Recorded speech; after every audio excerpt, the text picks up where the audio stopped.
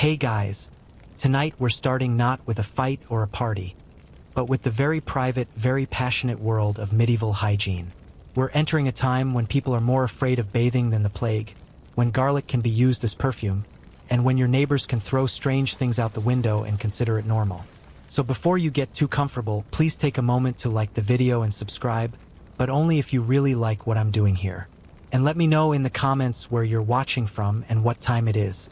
It's always fun to see who's joining us from around the world. Now, turn off the lights, maybe turn on the fan for a gentle hum, and let's go on this journey together tonight. Cleanliness is next to godliness, said absolutely no one in the 14th century. But here's the plot twist. In the early Middle Ages, bathing was actually seen as a good idea. Monasteries had bathhouses. Roman habits of soaking, scrubbing, and pretending you didn't live in a mud hut still lingered in some corners of Europe. Bathing wasn't just tolerated, it was encouraged. Briefly, these public bathhouses weren't luxurious, but they worked. Warm water, communal tubs, herbs if you were fancy, steam if you were lucky. People sat together, half naked, chatting about livestock and eternal damnation while soaking in what was essentially medieval people soup. For a hot second, cleanliness was fashionable. Monks had scheduled bath days. Merchants took pride in not smelling like turnips. Even minor nobles dipped themselves in warm water on purpose. It was a moment of hope, a moment when humans said, maybe we don't have to live like moldy potatoes forever. And then it all went sideways. Over time, the idea of bathing shifted from healthy to hazardous.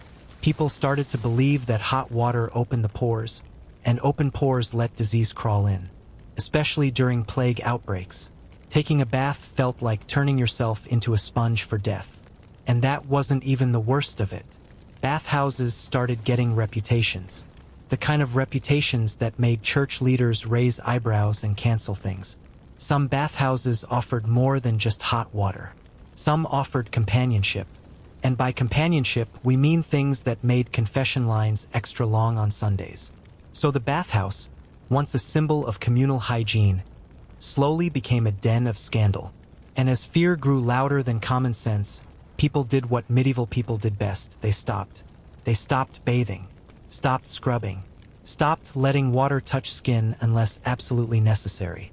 Because in a world where hot water was a moral threat and clean pores were seen as disease portals, staying dirty wasn't just easier, it was holy.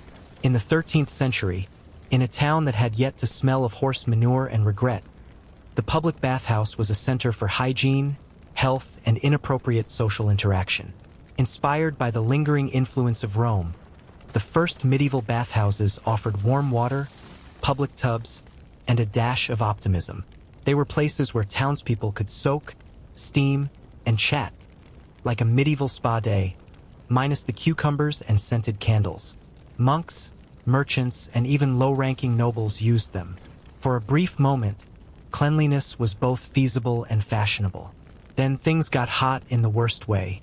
By the 13th century, bathhouses had developed a reputation for being, shall we say, multitaskers. Bathing was no longer about cleanliness, but about friendship. Some bathhouses began offering additional services with suspiciously friendly attendants and water that saw too many strangers. The line between health and licentiousness quickly blurred. It didn't take long for the church to get involved. Public nudity, even when combined with a loofah, was frowned upon. Sexual misconduct? Even worse. Public baths became synonymous with sin, disease, and scandal. And when the Black Death swept through town, people were happy to shut them down for good. After all, you couldn't spread the plague through a public bath if it was boarded up and declared immoral. But it wasn't just sin and disease that doomed public baths. It was suspicion. Over time, bathing itself began to seem indulgent, even dangerous. The idea of soaking in warm water, especially with strangers, was like a gateway to physical and mental destruction. And so, one by one, the public baths closed. Some were turned into bakeries. Others were simply abandoned and left to rot. What a poetic fate for buildings built to keep people clean. Meanwhile, in the monasteries, monks quietly lamented the loss. Many had maintained hygienic practices for centuries, including scheduled bathing, But now even that was being questioned. The church didn't ban hygiene outright, just made it extremely difficult. And so began the golden age of dry cleaning, medieval style. Soap became optional. Water became suspect. And the baths? Just another relic of a time when scrubbing didn't come with consequences. Despite the church's growing horror at naked elbows and the widespread belief that a hot bath could let the plague in through your pores, medieval people didn't completely abandon the idea of bathing. They just turned it into something you do once a season, or when the smell became sentient. Let's begin with the nobles. Yes, wealthy people bathed, though not so often that their rubber ducks got wrinkly. They had servants lug in cauldrons of boiling water, because indoor plumbing was still a distant fantasy. The water was poured into large wooden tubs lined with linen, then sprinkled with herbs like lavender, sage, or honestly, anything nearby that didn't smell like feet. This wasn't so much a bath as it was a soup you sat in. Tubs were set up in bedrooms or near fireplaces. Privacy was optional, depending on how important you were or how little shame you had. Sometimes couples shared a tub, because what says romance better than floating in each other's grime like a medieval fondue? The poor bathed too, just differently. Rivers, barrels, puddles, troughs. It wasn't about hygiene. It was about opportunity. Might as well wash the kid, the goat, and the shirt all at once was probably said more than once. In winter, bathing took a backseat to survival. So instead of soap and water, people turned to a much safer strategy. Pretend you're clean and keep walking. Still, a few urban bathhouses survived, mostly in southern Europe, where the weather was warmer and the plumbing less cursed. Some of these places offered real steam rooms and herbal treatments. Others offered extracurriculars, not exactly church-approved. Either way, you left refreshed, mildly steamed, and maybe a little judged. Full-body bathing was slipping away. But cleanliness wasn't gone, it was just evolving. From steaming tubs to damp cloths. From community bathhouses to quietly heated barrels. The era of actual bathing had passed. The age of strategic wiping had begun. When full-body immersion became suspect, thanks to the belief that hot water invited disease like an open bar, the medieval world turned to the next best thing, the humble sponge bath. Except they didn't really have sponges. At least not the soft, mass-produced kind you can buy at any modern store. Instead, they used linen cloths soaked in warm water, herbs, or vinegar and wiped themselves down like they were trying to buff a stain off a very delicate chair. Hygiene, in this context, meant dabbing. If you were lucky, someone else did it for you. If you were noble, someone else did it reluctantly. These partial washes focused on the high-traffic areas. Hands, face, armpits, and occasionally the feet. Underlayers of clothing, particularly linen shirts and shifts, helped absorb sweat and grime, meaning that changing your shirt regularly was about as close to modern hygiene as you were going to get. Your tunic might have been crusty, but your undershirt? Fresh enough. Of course, no one was fooling themselves into thinking this was real cleanliness. But if water was limited, or if you believed a proper bath might open a one-way ticket for the Black Death, this was the safest bet. And in a world without deodorant, toothpaste, or showers, a cloth soaked in rose water or vinegar was the medieval equivalent of a spa day, minus the spa, and really minus the day. For wealthier folks, attendants might heat water, mix in herbs like rosemary or marjoram, and gently wash their master or mistress while pretending not to judge them. Peasants would boil water over a fire, then ladle it into bowls and do the same, minus the subtle judgment but with more draft. And if you were a monk, you probably had a better routine than most. Many monastic orders required scheduled washing, even if it was more spiritual than sanitary. Either way, the result was the same. A quick rub-down, a whisper of moisture, and a renewed sense of being just clean enough to not scare the livestock. If medieval hair had a motto, it would probably be flammable but fragrant. Contrary to popular belief, people didn't walk around with matted bird nests on their heads. At least not intentionally. They did, in fact, wash their hair, just not frequently, and certainly not with anything resembling shampoo. So what did they use? A variety of homebrewed concoctions that sounded like the first draft of a spellbook. One popular choice was lye soap made from wood ash and animal fat. Great for cutting through grease and also your scalp if used too often. Pair that with water of questionable quality and you've got yourself a medieval chemical peel. For those hoping to preserve their hairline a little longer, egg yolks were sometimes used as a gentler cleanser, which meant sitting in a freezing hut with raw eggs sliding down your neck while trying to convince yourself this was nourishing. Others rinsed with beer, which, if nothing else, made you smell like you'd had a wild night, even if you were just trying to get rid of lice. Some hair washing recipes included vinegar infusions with rosemary or lavender, which did double duty, covering other smells and giving the illusion of care. But let's be clear, no one was lathering up and rinsing twice. This was more of a targeted splash and squeeze operation. Water temperature also mattered. Hot water, believed to weaken the brain. Cold water might give you the plague. Lukewarm was the sweet spot, assuming you had fuel to heat it and didn't mind waiting 3 hours for a bucket someone else hadn't already used. Brushing, on the other hand, was routine. Combs made of bone, wood, or horn were common, and often beautifully carved. A rare moment of elegance in an otherwise itchy reality. Dental care in medieval Europe was less sparkling smile and more, "I still have most of my teeth. What's your excuse?" Now, to their credit, medieval people didn't entirely ignore oral hygiene. They didn't exactly understand it either, but they made a solid effort using what they had, which was mostly cloth, charcoal, and blind hope. There were no toothbrushes. That innovation was still centuries away. Instead, people used linen rags to rub their teeth clean, ideally soaked in something abrasive like salt, crushed mint, or even burnt rosemary ash. The goal wasn't whitening. It was survival. If your breath didn't knock someone over, you were already winning. Some opted for chewing sticks, thin twigs from trees like hazel or elm, frayed at one end to create a brush-like effect. You chewed until the fibers separated, then scrubbed your teeth. Think of it as the original biodegradable toothbrush.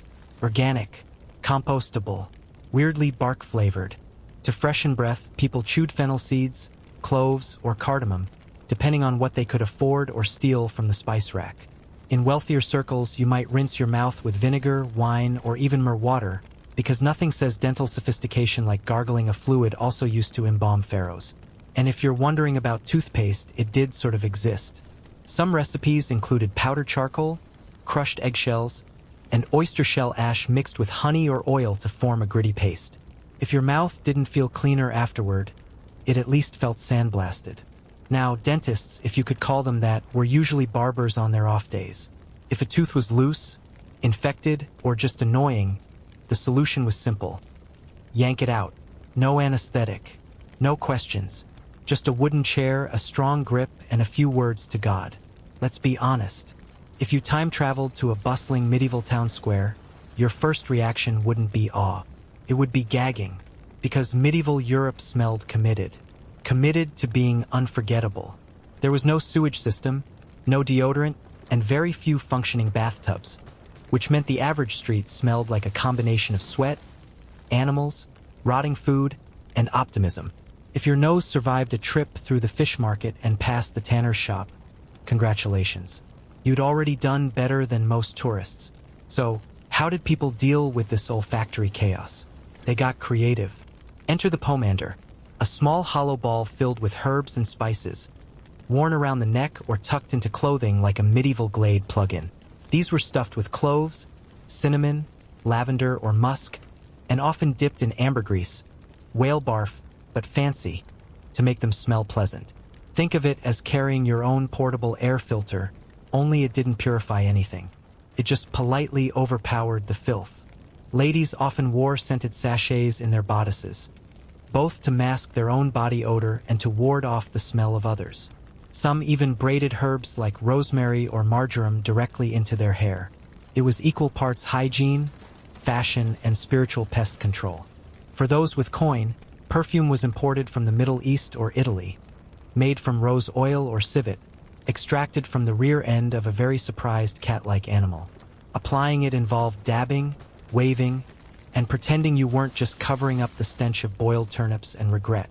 And then there were the environmental smells. Open sewers, livestock, candle smoke, and whatever the local butcher had just flung into the street. Cities were often enveloped in a fog of funk. But no one really complained because everyone was in the same nasal nightmare together. It was communal suffering with notes of garlic. If you've ever forgotten to wear deodorant and spent the entire day nervously checking your armpits like a suspicious criminal, imagine doing that every single day of your life, except no one had deodorant. And everyone around you smelled like they'd been jousting in wool for 3 days straight. Welcome to the Middle Ages, where body odor wasn't just a possibility, it was an identity.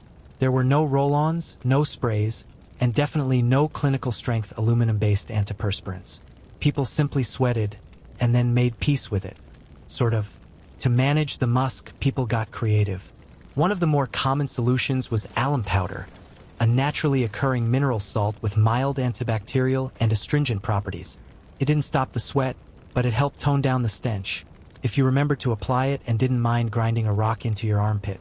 Others opted for chalk, vinegar rinses, or crushed herbs like sage, mint, and rosemary. Not because they worked particularly well, but because they smelled like something better than what you currently were. The logic was simple. If you can't stop the sweat, at least try to smell like a salad. Among the wealthier, perfumed handkerchiefs were all the rage. Nobles carried them everywhere, not for show, but so they could discreetly hold them to their faces while passing through public spaces. No one wanted to smell like medieval stew meat, but everyone did. The best you could hope for was to smell like floral stew meat. And then there was the medical advice. Unfortunately, medieval physicians believed sweating was good for you, a way to purge bad humors. Blocking it, therefore, was considered suspicious, maybe even dangerous. You were expected to sweat, to stink, to let your body cleanse itself naturally. You weren't unclean. You were just medically fragrant. In a world without showers, soaps that didn't maim, or deodorant that didn't involve herbs stuffed into your armpit, medieval people turned to an unlikely hero in their hygiene routine: linen. Not to eat off of, but to wear, preferably close to the body and changed before it grew legs. Linen undergarments were the unsung saviors of the Middle Ages. Breathable, absorbent, and surprisingly durable, they were worn beneath the heavier, more unwashable layers of wool and fur. Linen shirts, smocks, and shifts soaked up the sweat, grime, and everything else the human body enthusiastically produced in a time when cleanliness was more of a concept than a habit. The logic was elegant. Wash the linen, not the person. Because scrubbing your body was risky, see plague, but scrubbing your shirt? Perfectly safe. People might go weeks without bathing, but they would change their underlayer sometimes even twice a week, which, by medieval standards, was practically saintly. Linen was so respected that it became a kind of status symbol. If your shirt was white and relatively clean, people assumed you had your life together. If it was gray, crusty, and sprouting something unholy, well, you were either poor, possessed, or recently resurrected. For women, the linen shift was essential. It protected outer garments from sweat and, perhaps more importantly, from the smell of sweat. It was the medieval version of Febreze, only less chemical and far more judgmental if neglected. Knights wore linen under their armor to avoid turning into baked ham during tournaments. Monks wore it under their habits. Even peasants wore linen tunics, though patched, threadbare, and held together by sheer willpower. Washing linen wasn't easy. It involved boiling water, lye, beating the fabric on rocks, and hoping the river didn't sweep it away. But it was still easier than bathing yourself, or risking your soul by baring your chest to a suspiciously warm bucket of water. If there was one thing truly consistent in the medieval hygiene routine, it was itching. Not because people were allergic to linen or hay, though honestly probably that too, but because they were constantly playing host to an entire traveling circus of lice, fleas, and mites. Lice were such an everyday nuisance that they were basically treated like unwanted roommates. You didn't get lice, you just had lice. Everyone did. Rich, poor, pious, drunk. Lice didn't discriminate. They were the true equalizers of medieval society. So what did people do? Well, for starters, they combed. Lice combs, often made of bone or wood, were common personal items, like a toothbrush is today, except instead of polishing teeth, you were raking bugs off your scalp like some kind of tiny, screaming orchard. These combs had fine, tightly packed teeth designed to pull out critters, their eggs, and most of your patience. Another method? boiling clothes or baking them near the fire. The heat could kill the lice, assuming you didn't burn your only tunic in the process. This is also why you might see medieval illustrations of people holding up their shirts near a flame. It wasn't laundry day. It was pest execution.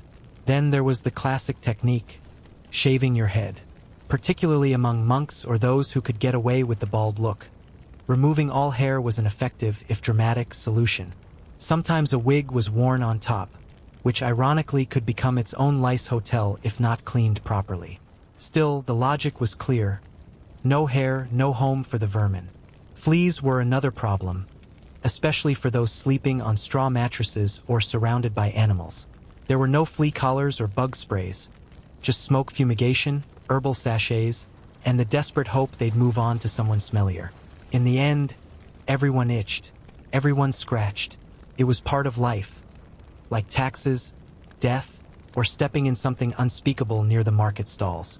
The medieval toilet, a term that feels wildly optimistic. Because in truth, going to the bathroom in the Middle Ages was less about comfort and more about creative improvisation and lowered expectations. Let's start with the elite. Castles had garderobes, which were basically stone closets with a hole in a bench that dropped straight down. Sometimes into a moat, sometimes into a pit, and occasionally onto an unfortunate patch of earth someone forgot to fence off. These were often located high up in towers for privacy and for the added thrill of gravity. If you were walking below one, you learned quickly not to loiter. Peasants, on the other hand, had fewer luxuries. Most did their business outside, in the woods, near a river, or behind the barn. Some villages had communal pits, essentially outhouses with very low standards and even lower privacy.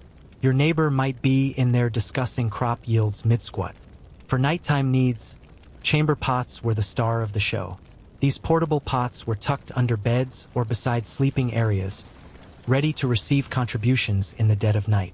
If you've never had the pleasure of relieving yourself into a cold ceramic bowl next to your sleeping family in total darkness, congratulations. You're not medieval. And what did they do with the contents of said pots? They threw them out the window, literally, with a hearty shout of "Guard Lou!" or "Watch out for the water." Residents would dump their waste into the street below, ideally not hitting any passersby. But let's face it, accuracy wasn't guaranteed. Street sanitation was handled mostly by gravity and pigs. Cities sometimes had gutters or central ditches to carry waste away, though these often clogged, overflowed, or just sat there fermenting into a neighborhood feature. Toilet paper? Not quite.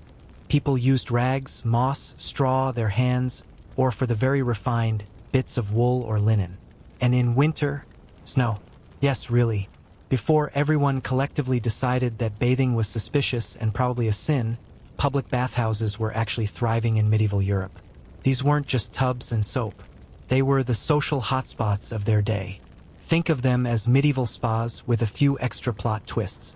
Bathhouses offered a variety of services: hot baths, steam rooms, massages, food, music, and, depending on the establishment, the occasional questionable companionship.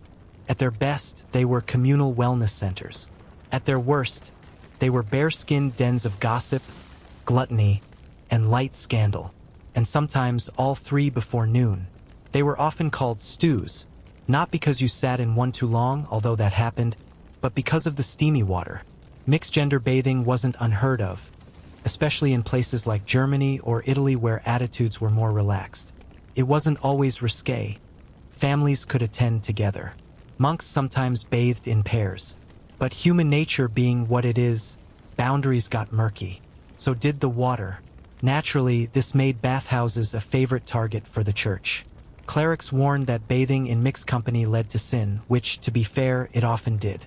Some bathhouses subtly became brothels with plumbing. The water got hot, and not just from the fire beneath the tub. Then came the plagues and everything changed. When diseases like the Black Death struck, bathhouses were blamed. Doctors believed open pores invited illness. And since warm baths opened pores, well, the math added up in a we don't know about germs kind of way. Bathhouses were shut down, their reputations tanked, and suddenly the public bath was out. For good.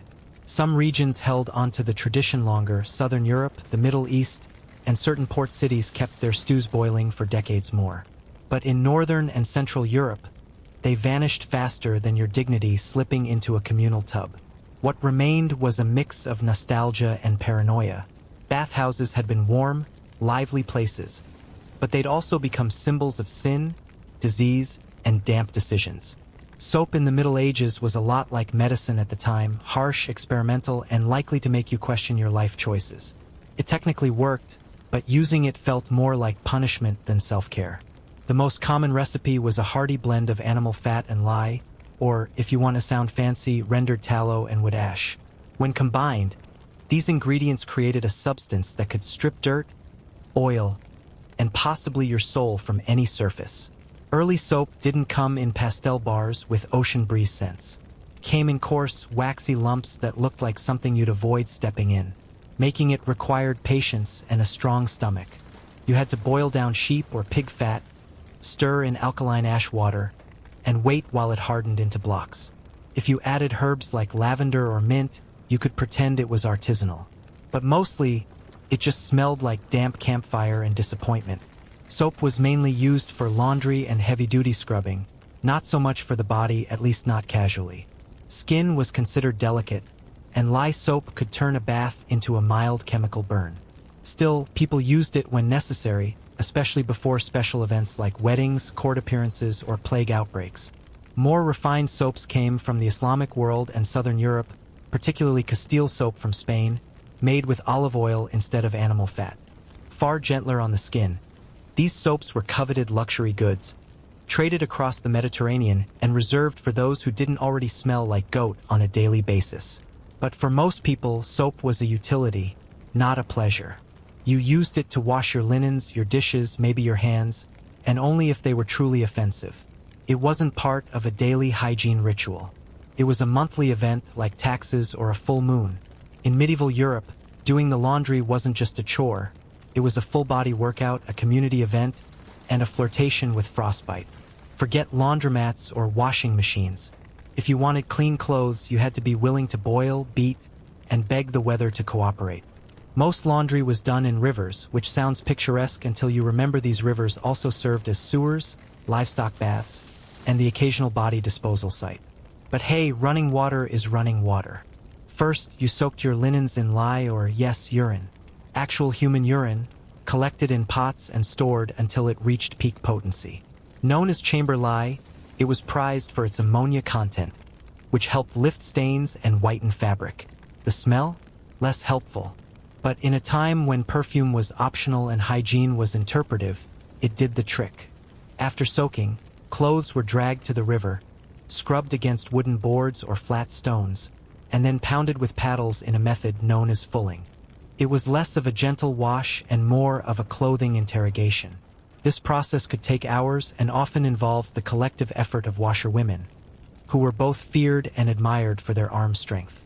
Then came the rinsing, the wringing, and the drying, which, if it rained, meant waiting another day and hoping your shirt didn't develop new sentience. Clothes were often spread across bushes, hedges, or stretched between trees and huts. Medieval villages had the aesthetic of a never-ending yard sale. Of course, not everyone did their own laundry. Wealthy households had servants, monasteries had lay brothers, and some towns even had professional washers. But for most people, it was DIY or nothing. Interestingly, clean clothes were more important than clean bodies. You might not have bathed in a month, but if your linen shift was bright and fresh-smelling, relatively speaking, you were considered presentable. After 14 chapters of scratching, scrubbing, sniffing, and surviving, the question must finally be asked. Did medieval hygiene actually work, or was everyone just one unwashed tunic away from spontaneous combustion? The short answer? It worked well enough. Not by modern standards, of course. If you time traveled back to 1347, your nostrils would probably file for divorce. But in their own context, medieval folks weren't completely oblivious to cleanliness. They simply operated on a very different scale of what counted as clean. They had systems, even if those systems involved vinegar foot soaks and chamber pots hurled out windows. They had tools, lice combs, linen layers, vinegar, herbs, ash-based soap. And they had rituals too. whether it was sponge bathing before Sunday Mass or boiling your underwear under a full moon. Hygiene existed. It was just deeply interwoven with fear, faith, and the weather. In many ways, medieval people were doing the best they could with what they had, while also trying not to anger God, the local baron, or their own armpits. The idea of regular, full-body bathing was risky, time-consuming, and, thanks to church doctrine and plague panic, seen as medically unwise. So they got inventive, and surprisingly, some practices aged well. Linen undergarments were hygienically smart. Herb-infused water and vinegar rinses? Pretty solid antibacterial logic. Even communal bathhouses were effective, until they turned into hot tubs of gossip and syphilis. Yes, people smelled. Yes, they scratched. They shared baths, lice, and deeply misinformed medical advice. And yet many lived to see old age, or at least a second harvest, despite the hygiene horrors. In the end, medieval hygiene worked in the same way that balancing a wagon wheel with twine works. Barely, but impressively, considering the tools. It wasn't glamorous. It wasn't efficient. It certainly wasn't fresh. But it was clean enough to survive. And in a time when plagues lurked behind every sniffle and public water smelled like soup left in the sun, maybe survival was the cleanest anyone could hope to be. There are no grand inscriptions of conquests. And yet, the city speaks, through its symmetry, its scale, its silence. Every building seems to know exactly where it belongs. Every open plaza feels as though it's waiting for a ritual. Teotihuacan didn't just manage people. It aligned them. It brought together stars, stone, rainwater, and community into a single sacred geometry. This wasn't merely a city. It was a cosmic diagram you could walk through. And centuries later, when the Aztecs stumbled upon its ruins, they didn't believe it was built by humans. Honestly, can you blame them? Urban greatness isn't always loud. Sometimes, it gurgles beneath the streets. While ziggurats and pyramids catch the eye, sanitation is what separates a settlement from a civilization. And in this domain, Mohenjo-Daro wasn't just advanced, it was revolutionary. Nearly every house, regardless of size, had its own bathing area with sloped floors for drainage. Wastewater flowed into covered brick sewers running beneath the streets, lined with inspection holes and access points. This wasn't improvisation, it was infrastructure. Compare that to 19th century Europe, where chamber pots were still flung out of windows, and the idea of sewer systems was met with suspicion, if not outright disgust. Mohenjo-Daro's residents, 4 millennia earlier, had already built it in. Not as an afterthought, but as an essential feature of daily life. And it wasn't just about comfort. It was about dignity. Sanitation was democratized. Whether you lived in a larger home or a modest dwelling, you still had access to clean water and functional waste removal. It was public health before public health had a name. Babylon, by contrast, took a different route, more symbolic than systemic. The city had canals, rudimentary drains, and clay pipes that carried water into temples and palaces. But for the average resident, sanitation meant cesspits, open ditches, and possibly divine forgiveness. Elite homes had bathrooms with drainage, and some sources even describe an early flushing mechanism, though it likely involved a bucket and a strong arm more than any hydraulic genius. Still, Babylon recognized the importance of water. Canals were integral to both its commerce and its identity. But the distribution of sanitation wasn't as equitable or comprehensive as in the Indus cities. And then there's Teotihuacan, not obsessed with underground sewers, but carefully engineered nonetheless. The city featured storm drains, channel systems, and interior drainage within elite compounds. Rainwater management was a priority. Even in public structures, designated toilets and clean water access points were common. And here, cleanliness wasn't just physical, it was spiritual. Especially in ritual areas like the Pyramid of the Sun or along the Avenue of the Dead, cleanliness may have been a form of cosmic preparation. To walk sacred ground meant purifying not only the soul but the streets beneath your feet. Even smaller cities in the ancient world, Harappa, Lathal, demonstrated remarkable hydraulic awareness. Slope streets to manage runoff, large reservoirs to store water, and citywide gradients that respected monsoon patterns. Pause on that. planning an entire city around gravity and seasonal rainfall in 2400 BCE. Because sanitation wasn't just about keeping things tidy. It was about respecting the flow of nature, about living clean in a world of dust, about building a city where health and holiness walked hand in hand. And while modern cities still wrestle with waste management, these ancient engineers simply picked up bricks and laid down principles. If temples were where ancient people spoke to their gods, markets were where they negotiated with each other and maybe argued about the price of onions. No matter how sacred a city claimed to be, commerce pulsed at its center, humming beneath the chants and rituals. In Babylon, the market wasn't a chaotic afterthought squeezed between temples. It was institutionalized, interwoven with the city's urban grid and governed by written law. The Code of Hammurabi, one of the oldest legal texts in existence, devotes dozens of entries to commercial life, covering contracts, weights and measures, and the ethical behavior of merchants. This wasn't just shopping. It was state-sanctioned capitalism, complete with regulations and oversight. Babylon's markets thrived under vaulted archways and open plazas, where grain, textiles, wine, livestock, and even enslaved people changed hands.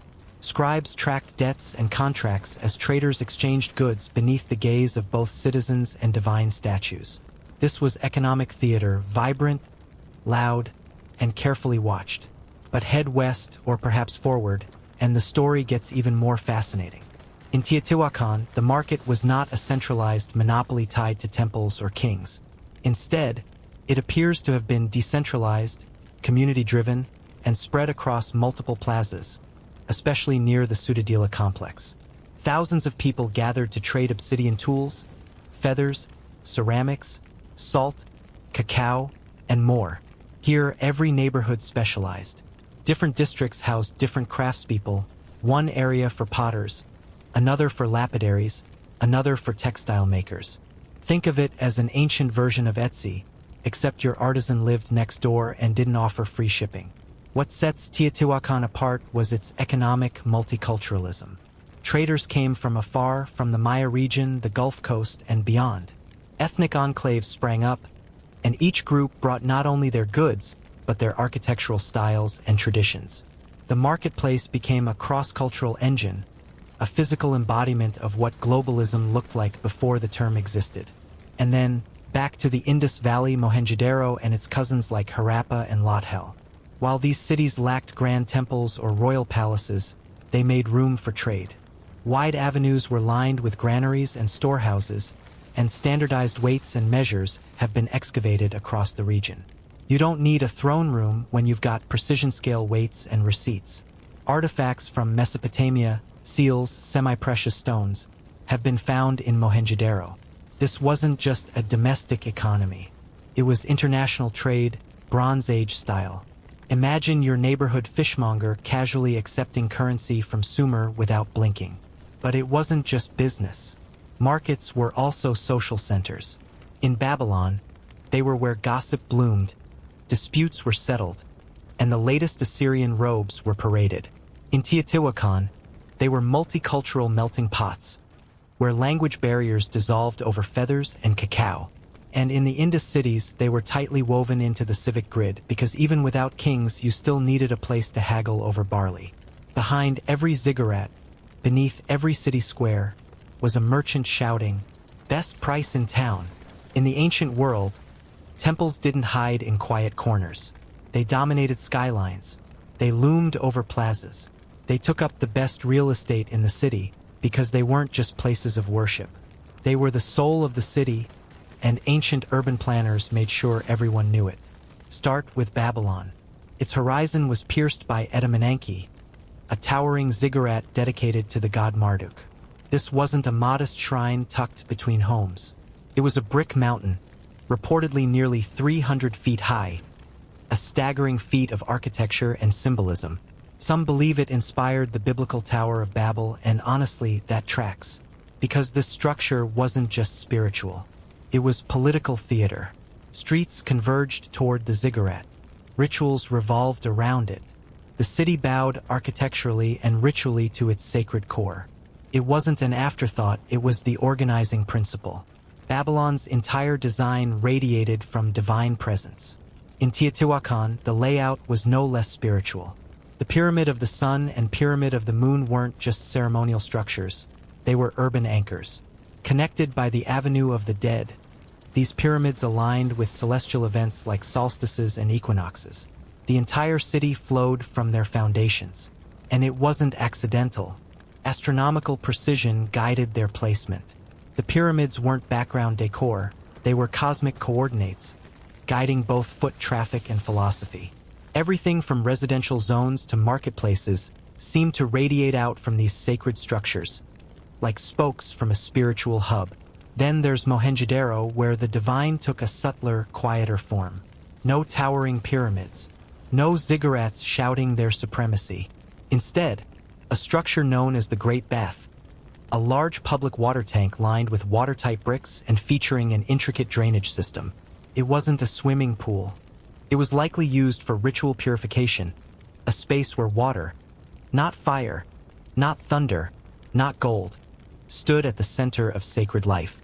There were no idols here, no divine statues demanding sacrifice, just geometry, silence, and the shimmer of clean water. In each of these cities, sacred space was not separate from civic life, it was woven into it. Temples were connected to processional roads, public courtyards, administrative centers. They weren't isolated places of mystery, they were active engines of daily life. Worship wasn't a weekend event, it was a spatial experience.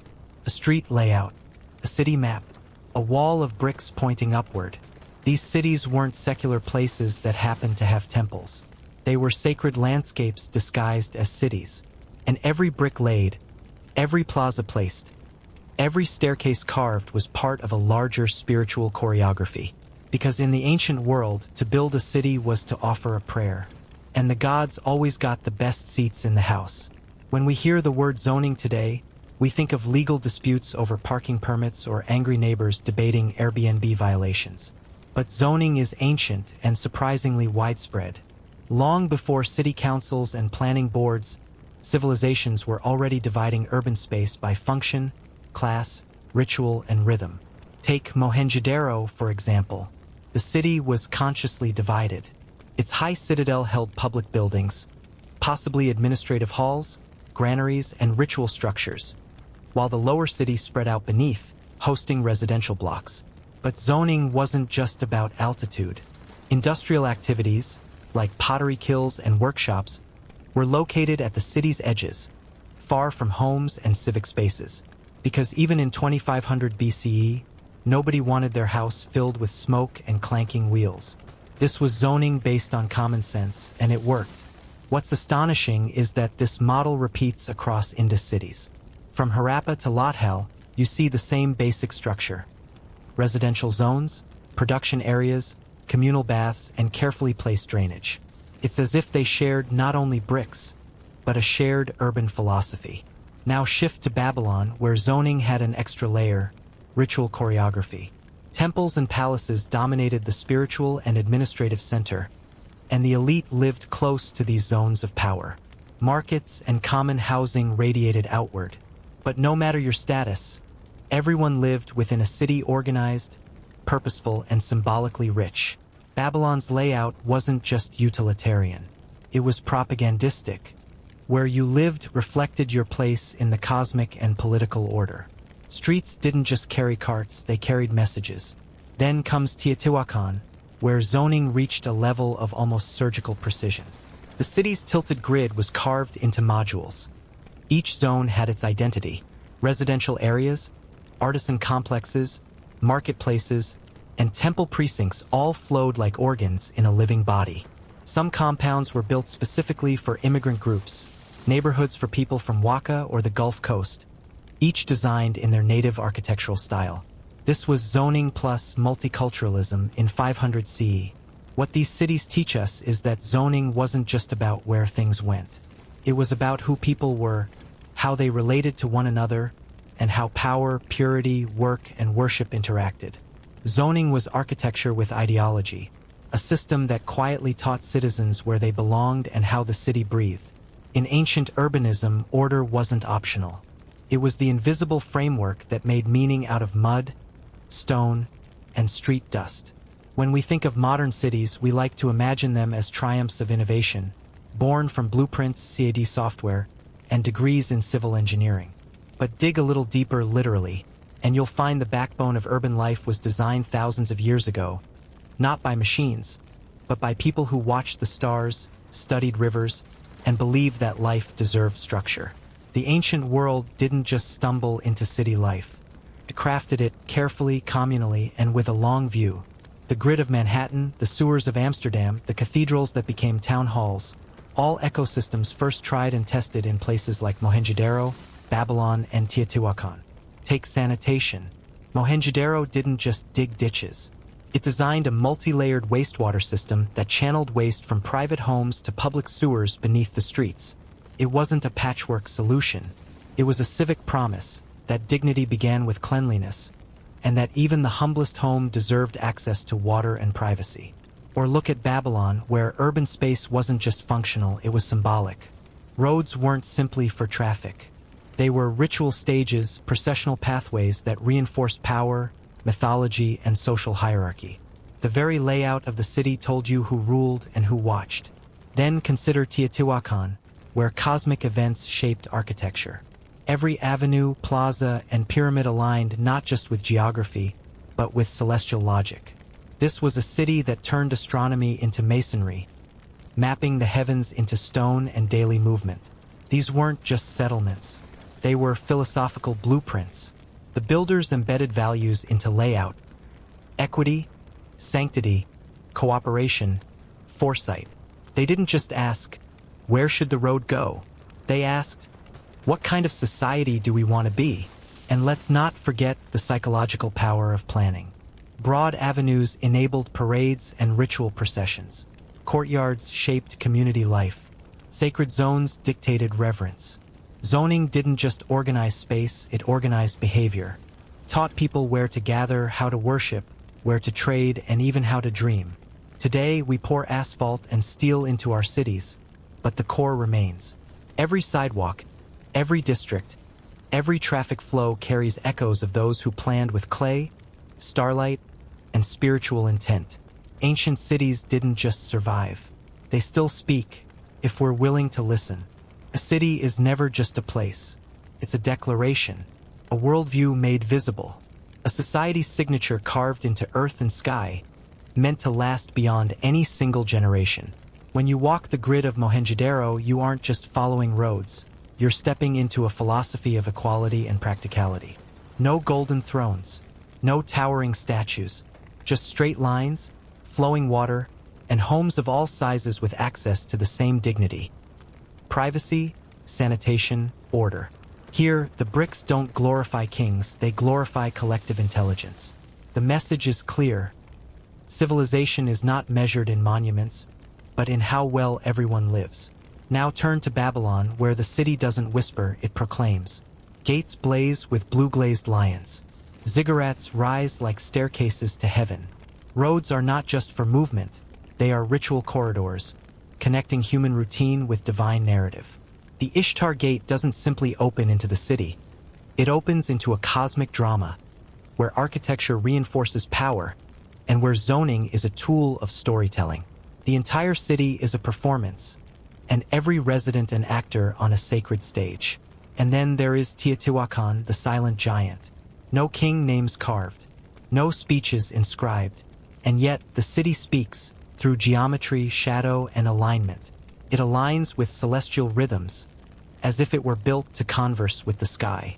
The Avenue of the Dead becomes a calendar. The pyramids of the sun and moon become timekeepers. The neighborhoods, both native and foreign, form a multicultural mosaic grounded in sacred order. Teotihuacan doesn't raise its voice, it just moves with cosmic certainty. Each of these cities, as different as they are, reveal a shared truth. Urban space is not neutral. It reflects values. It shapes behavior. It defines how people move, interact, trade, pray, and perceive their place in the world. Whether it's the collective pragmatism of Mohenjo-daro, the symbolic might of Babylon, or the cosmic choreography of Teotihuacan, These cities functioned as philosophical blueprints, each answering the question, what kind of life should we build? And what's remarkable is that these answers weren't confined to elites. They weren't whispered in scrolls or hoarded in palaces. They were poured into clay, brick, and street, for all to walk through. Ancient cities didn't just organize people, they taught them how to live. Even in ruins, these urban forms endure as silent mentors. Their walls may crumble, but their lessons remain. Sanitation is sacred. Ritual belongs in public space. Geometry is a form of worship. And zoning, real, thoughtful zoning, is civilization made visible. Because to plan a city is to proclaim a belief. And ancient cities never stopped believing that we could do better, together. We often see modern cities as triumphs of engineering, shaped by steel, software, and zoning regulations. But if we look beneath the surface, beneath the concrete and the grid lines, we find something older, quieter, and infinitely more profound. The foundation of city life was laid thousands of years ago, by hands that carried no blueprints, but carried intention. Cities like Mohenjo-daro, Babylon, and Teotihuacan were not accidents of population growth. They were deliberate, thoughtful, and spiritually charged responses to the eternal question, how should we live together? Mohenjo-daro placed dignity in design. Sanitation wasn't an elite privilege, but a universal feature. Every house, large or small, was integrated into a network of clean water and functional drainage. Public health was not a luxury, it was a principle. Babylon, in contrast, used space as narrative. Roads became ritual paths, gates became declarations of divine authority, and ziggurats rose as architectural metaphors for human ambition and religious order. The city itself was a story, one told in baked brick and shadow. Teotihuacan took it even further, aligning itself not just to mountains or trade routes, but to the cosmos itself. Its entire structure was a celestial calendar, a way of embedding astronomical rhythm into daily life. The result wasn't just a city, it was a cosmic statement made of stone. What's extraordinary is that these urban visions weren't just for kings or priests, they were for everyone.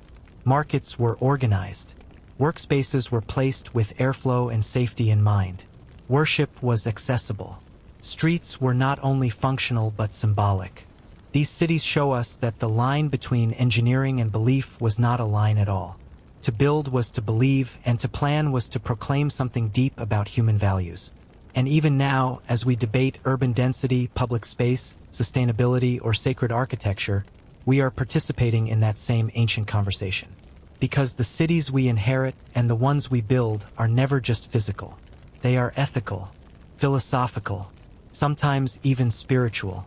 And while our tools have changed, our task remains: to shape space in a way that reflects who we are and who we want to become. So the next time you walk a paved sidewalk, pass a corner drain, or wait at a crosswalk in front of a temple or tower, remember, you are not just moving through space. You are walking across 4,000 years of memory, design, and dream. Cities are not simply places we inhabit. They are reflections of the stories we choose to tell about civilization and the futures we dare to imagine. You're waking up in 1325. The good news is you're still alive. The bad news is so are the fleas, and they're off to a good start. Your mattress, if you can call it that, is a half-rotten straw sack stuffed with hay, insects, and whatever else lived in the barn before you moved it in. It smells like a barn floor because it used to be a barn floor 3 months ago. No memory foam, no pillows, and certainly no Egyptian cotton sheets. Just a wool blanket that hasn't been washed since last winter, and now weighs almost as much as a small cow due to the accumulated dirt. You blink awake as church bells ring in the distance. It's a medieval version of an alarm clock, but louder and even kinder. Your home is a one-room wooden hut with no windows and a charming open floor plan, where your family, your livestock, and your house insects all share the same space. And forget about privacy. No bedrooms, no curtains, no personal space. Just you, 8 other people, 2 goats, and the smell. Oh, it's a symphony of smells. A delicate blend of old beer, human sweat, goat sweat, and something that you pray isn't mold, but in your soul probably isn't. Scented candles hadn't been invented yet. And even if they did, they would melt on your dirt floor. You try to stretch, but immediately regret it as the air is freezing and your joints ache. Welcome to your morning. Things will only get worse from here. In the 14th century, going to the bathroom was an adventure, a social experiment, and often a small public event. Let's talk about a medieval bathroom. If you were a peasant, there was no toilet, no seat, no toilet paper, no flush button, not even an enema in the corner. Just you, a full bladder, and a wooden bucket that smelled of failure. If you were lucky, there was a wooden bucket in the back, a smell that made you question your life choices. If not, it was full, because someone had a bad night after eating an unknown turnip. You took a deep breath, did your business, and then came the grand finale. Throwing it down the street.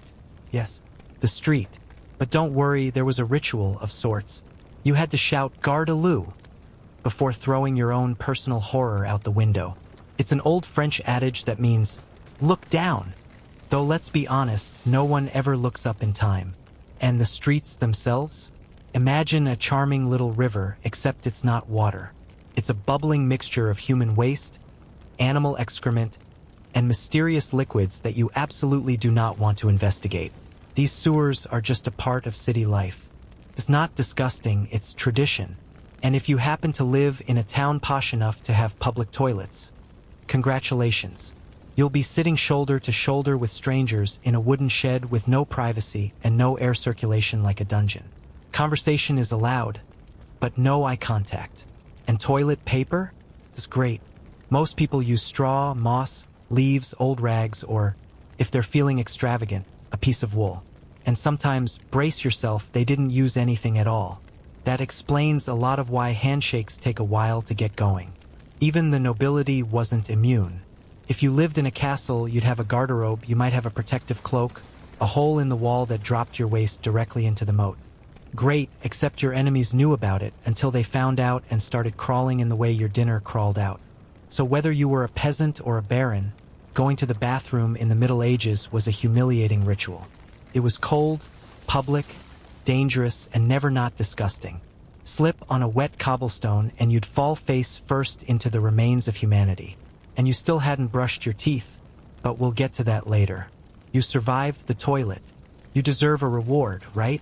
Maybe a good breakfast. Something warm, comforting. Sorry, this is medieval Europe. Nothing comforting and not exactly desirable here. No eggs Benedict, no crackling coffee maker, and certainly no buttered toast. Instead, welcome to your daily soup ration. You sit, or maybe squat, near a smoldering hearth, holding a wooden bowl of what looks like it was scraped from a muddy boot. This is your breakfast. It's thick, gray, slightly warm, and as cheerful as a tax audit in the rain. Pottage, the brainchild of survival cuisine and low expectations, is made from whatever's around. Grains, vegetables, maybe a few lentils if the gods are smiling on your village. It's been cooking in the same pot all week, sometimes longer. New ingredients are added on top. It's less a recipe than an ongoing, never-ending edible experiment. On the side, you have bread. And by bread, we mean a mass of rye or barley so dense it can deflect arrows. It's not sliced, it's negotiated. Because flour is expensive, your bread might be stuffed with sawdust, ground chestnuts, or even clay. Cutting it requires strategy. Chewing it might require divine intervention. And what about drinks? You're not sipping orange juice or oat milk lattes. You're drinking beer. Yes, beer. At 6 a.m. Why? Because water is full of parasites and filth. So you start your day with light, low-alcohol, survivable beer. Kids drink it too. No one's happy about it, but at least it won't kill you right away. Want meat or cheese? Dream on. That's for Sundays and holy days, and only if your God is feeling generous. As for meat, most peasants didn't eat meat more than a few times a year. As for fresh fruit, only when it was in season and hadn't fermented into wine. And don't even think about spices unless you were royalty. A pinch of pepper cost more than your monthly salary. Salt was valuable enough to be stored away, so you munched on coarse bread, drank medieval beer, and tried not to think about the mouse that might have nibbled your porridge at night. Breakfast doesn't give you energy. It just happens to you. And now that you've eaten poorly, it's time to work like your life depended on it, because it does. So you've finished your boring medieval breakfast, and now it's time to get dressed. Not that it helps. Your wardrobe has exactly one outfit. One. It's a rough sweater or linen shirt that you've worn every day for months, maybe years. There's no such thing as seasonal fashion. Just wear it until it falls apart or gives you a yeast infection. Underwear optional. If you're lucky, you might even wear a linen shirt underneath. Your wardrobe contains exactly one outfit. One. It's a coarse wool or linen shirt that you've worn every day for months, maybe years. There's no such thing as seasonal fashion. Not for special occasions, just one. Just wear it until it falls apart or gives you a fungal infection. A wool tunic coarse as a sack of thistles. If you're lucky, you might wear a linen dress underneath. But underwear? That's a luxury reserved for royal fantasies and paintings. Otherwise, you're stuck with thick, rough, sweat-wicking wool, all sewn haphazardly by someone who's never seen a decent seam in their life. And of course, there's no washing machine, no soap, and certainly no laundry service around. The result: your clothes are as stiff as sandpaper and smell like a forgotten pigsty pit. Even if you did manage to wash, it was an arduous process. You had to haul water from the river, boil it over a wood stove, and scrub your clothes with ashes or lye. Drying? Only in the sun, and unfortunately, the sun came out as often as your god had to pay in taxes. And shoes? If you owned a pair, they were made of raw leather, poorly sewn, and supported your feet like standing on a banana peel. Most peasants went barefoot, through mud, dung, sharp rocks, and whatever surprises nature had left for you overnight. And then, the roommates, fleas, lice, bedbugs, they didn't pay rent, they didn't leave. You scratched yourself constantly, sometimes with a stick, sometimes with a spoon, even while discussing theology with the village priest. No one cared. It was just fashion, the medieval version. Itchy, dirty, and always crawling. Your skin is scratched from the friction. Your scalp is a battleground for lice and rashes. If you get a rash, no big deal. You just have to live with it for the next half year. There's no medicine, no diagnosis, no one to complain to. You just keep itching and suffering. And if you don't get an infection, congratulations, you've just gained an uninvited companion. Now you're dressed up, and that damp feeling follows your every step. It's time to hit the fields. Time to work yourself to sleep with your clothes itching like fire and your wool damp as spring sweat. It's time to smile, or at least try, but you don't, because in 14th century Europe, smiling wasn't a sign of happiness. It was a warning, not about emotions. It was about teeth. There were no toothbrushes, no toothpaste, no floss, no mouthwash. Oral hygiene existed as a luxury that no one had ever experienced. Some chewed twigs. Some rinsed their mouths with wine, or if they were feeling adventurous, vinegar. But for the most part, your teeth were neglected, and they weren't happy about it. By the time you turned 25, your smile looked like it had been dug out of a cursed tomb. Teeth were rotten, broken, and falling out like deserters. Gums were swollen like fermented grapes, and your breath, almost like a biological weapon. Sugar was expensive only for the nobility, but that didn't stop them. They just decayed faster. And you, the hard-working peasant, gnawing on stone bread, eating gritty porridge, chewing all your life, your teeth won't fall out quickly, but they will fall out for sure. Toothache? You'll pray or pry it out with a hook. And yes, your dentist is also a barber. No anesthesia, no sterilization, just you, the pliers, and a scream. Infection? Hope you like fever, because if not, you'll soon fall into delirium and die of toothache. And kissing? Go ahead if you're brave enough, but know that here, smiling is a battlefield, and you're losing the battle. Get out there, because your real job, the one that makes your back ache, isn't the worst part. Because now you're going to work. There's no office, no desk, no coffee breaks, and certainly no pay or benefits. If you're like 90% of the population, congratulations, you're a farmer. That means you spend your life plowing land that doesn't belong to you, but to a lord you've never met, who would probably get your name wrong if he did. You rise with the sun, and only stop when it disappears behind the trees. Your tools? A wooden hoe, a rusty sickle, and every bone in your body that's still working. There's no weekend. There's no concept of getting off work. Just sunrise, sunset, and 6 days a week. Sunday, maybe off, unless you're rushing the harvest, chasing off bandits, or praying your swollen toes don't turn black. You plow the land by hand or by oxen, if you're rich enough to own one. You dig, sow, pull, carry, repeat, until your back is bent like an S. Tired? No one cares. Emotional? Save it for after the harvest. If you're a woman, you don't just work in the fields. You raise children, spin, cook, clean, feed animals, and pretend not to see your husband's lice crawling onto your pillow. Children, they go to work at age 5. No school, no toys, just a wooden rake and the hope of surviving the winter. If you're a blacksmith, tanner, or cooper, congratulations. You still breathe in fumes, get chemicals, and work with animal entrails in a stuffy workshop. Fever? Drink some beer and get back to work. Because if you don't, someone will replace you tomorrow morning. It starts with winter. No insulation, no central heating, no concept of weathering. Just thin, gaping wooden walls that, if you tried, could fit a chicken through. Windows, no glass, just a piece of smelly cloth hanging down. No heat, no wind, no snow. You have a fireplace, at least in name, but you don't have enough wood to keep it burning all night. Wood is expensive, and if you think about going into the woods to pick up some sticks, be careful. Picking the wrong branch from the wrong forest can get you executed. That's right, for a branch. You wrap yourself in a damp sweater, huddle around a pile of embers, and still wake up with a frozen nose. Your feet are cold, always clammy, and your fingers are as stiff as little popsicle sticks. No one knows what frostbite is, they just call it bad luck. Fast forward to summer. Sounds easier? No. Your house is now a hot clay oven. No fans, no vents, no deodorizer.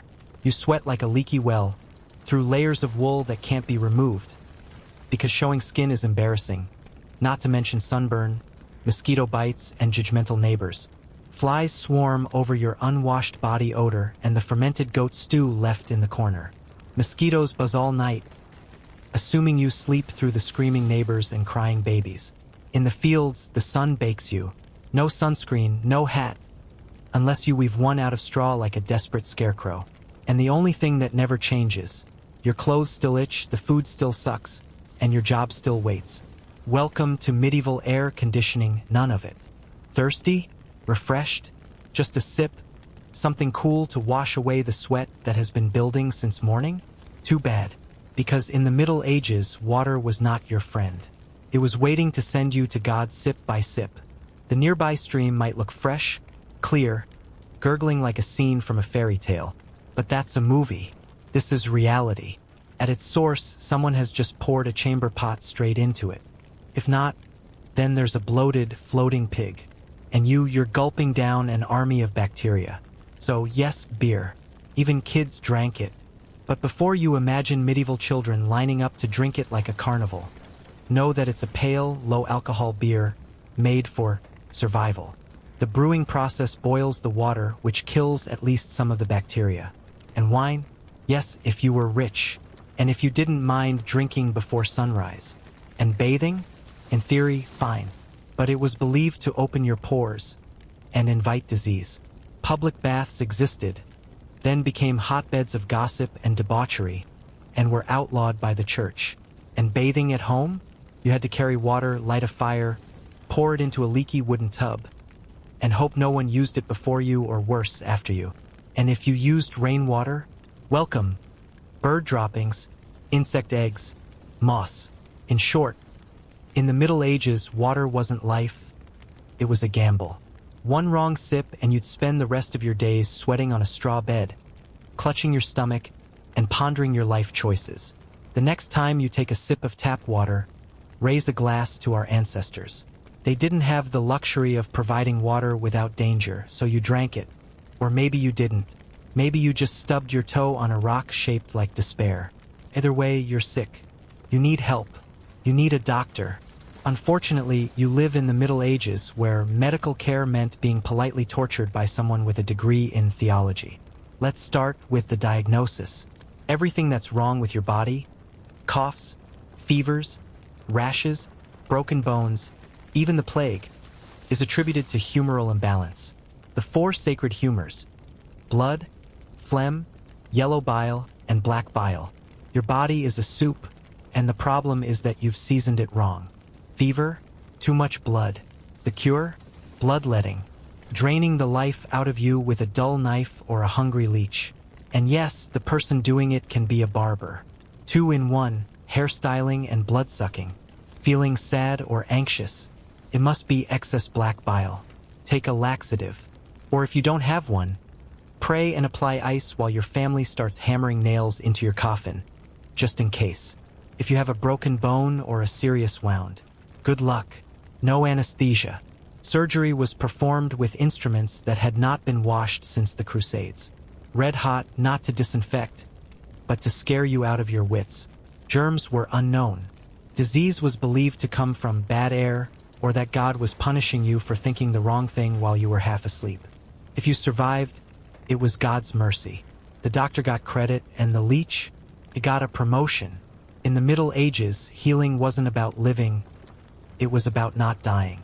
After a day of mud, lice, and a nagging backache, you finally get home, ready for the only thing that can be considered a reward: a warm dinner. The bad news: that meal may be secretly trying to kill you.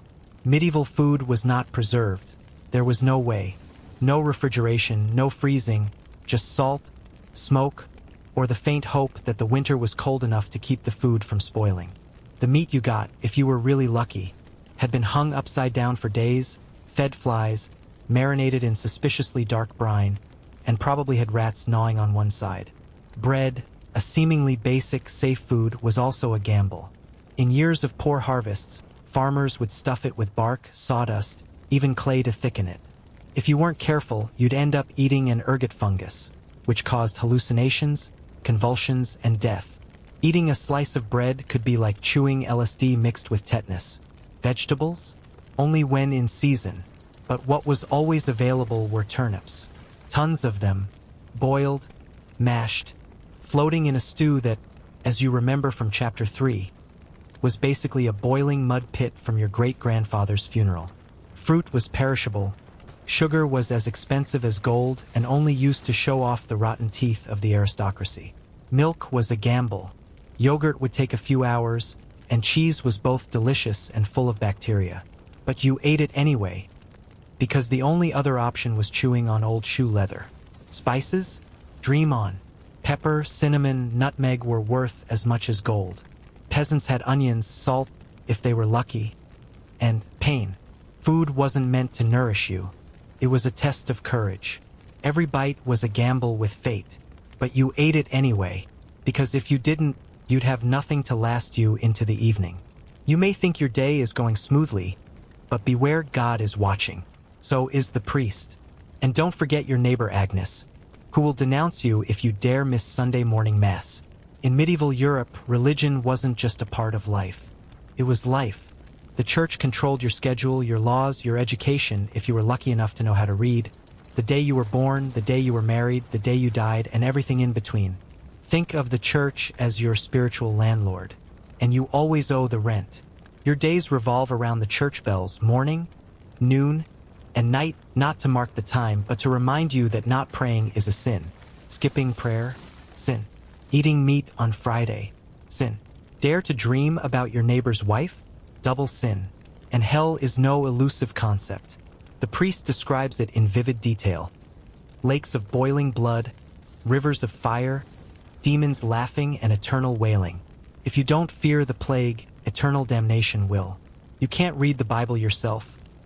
It's written in Latin, and is only available to monks, priests, and a few noble children. You're completely dependent on the priest's sermon. If he says the crop failed because you were lazy to pray, you get down on your knees and pray twice as hard. Tithing a tenth of your harvest, your eggs, your chickens, everything you have, is your obligation. If you have nothing, congratulations, you've just gone bankrupt, both financially and spiritually.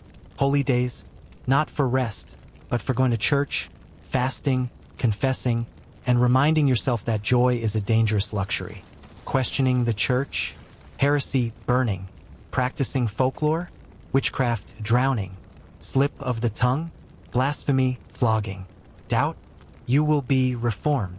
So you follow the ritual, you kneel, you chant, you pray that after all this poverty, cold, and dust, your soul will go to heaven. Assuming the priest likes you, because in the Middle Ages, God could be merciful, but the church could not. If you think being a peasant in the Middle Ages was hard, try living a day as a woman. All the misery, hunger, filth, fear, and hopelessness was there, plus childbirth without anesthesia, unconditional submission, and total social exclusion. Being a woman in the Middle Ages was like playing a survival game on hard mode, with no healing items, no reset button. From the moment you were born, your life was set.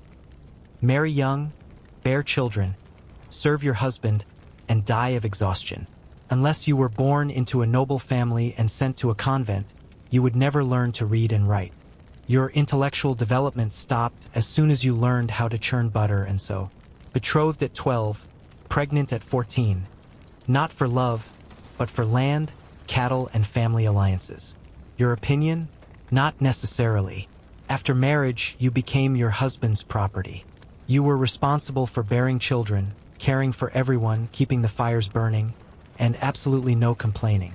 Because complaining could get you labeled a spoiled brat, or worse, a witch, and that label often came with being drowned, burned alive, or flogged in public.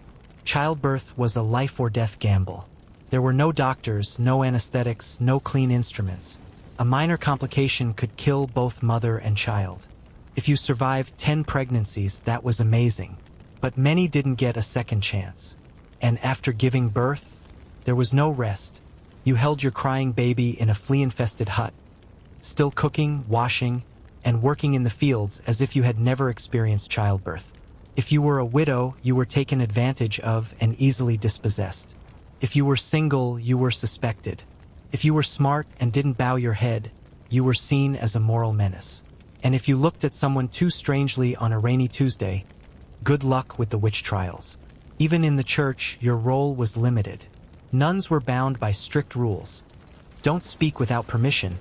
Don't go anywhere without permission. Your spiritual worth always less than a man's. In short, being a woman in the Middle Ages meant enduring, obeying, giving birth, and suffering in silence.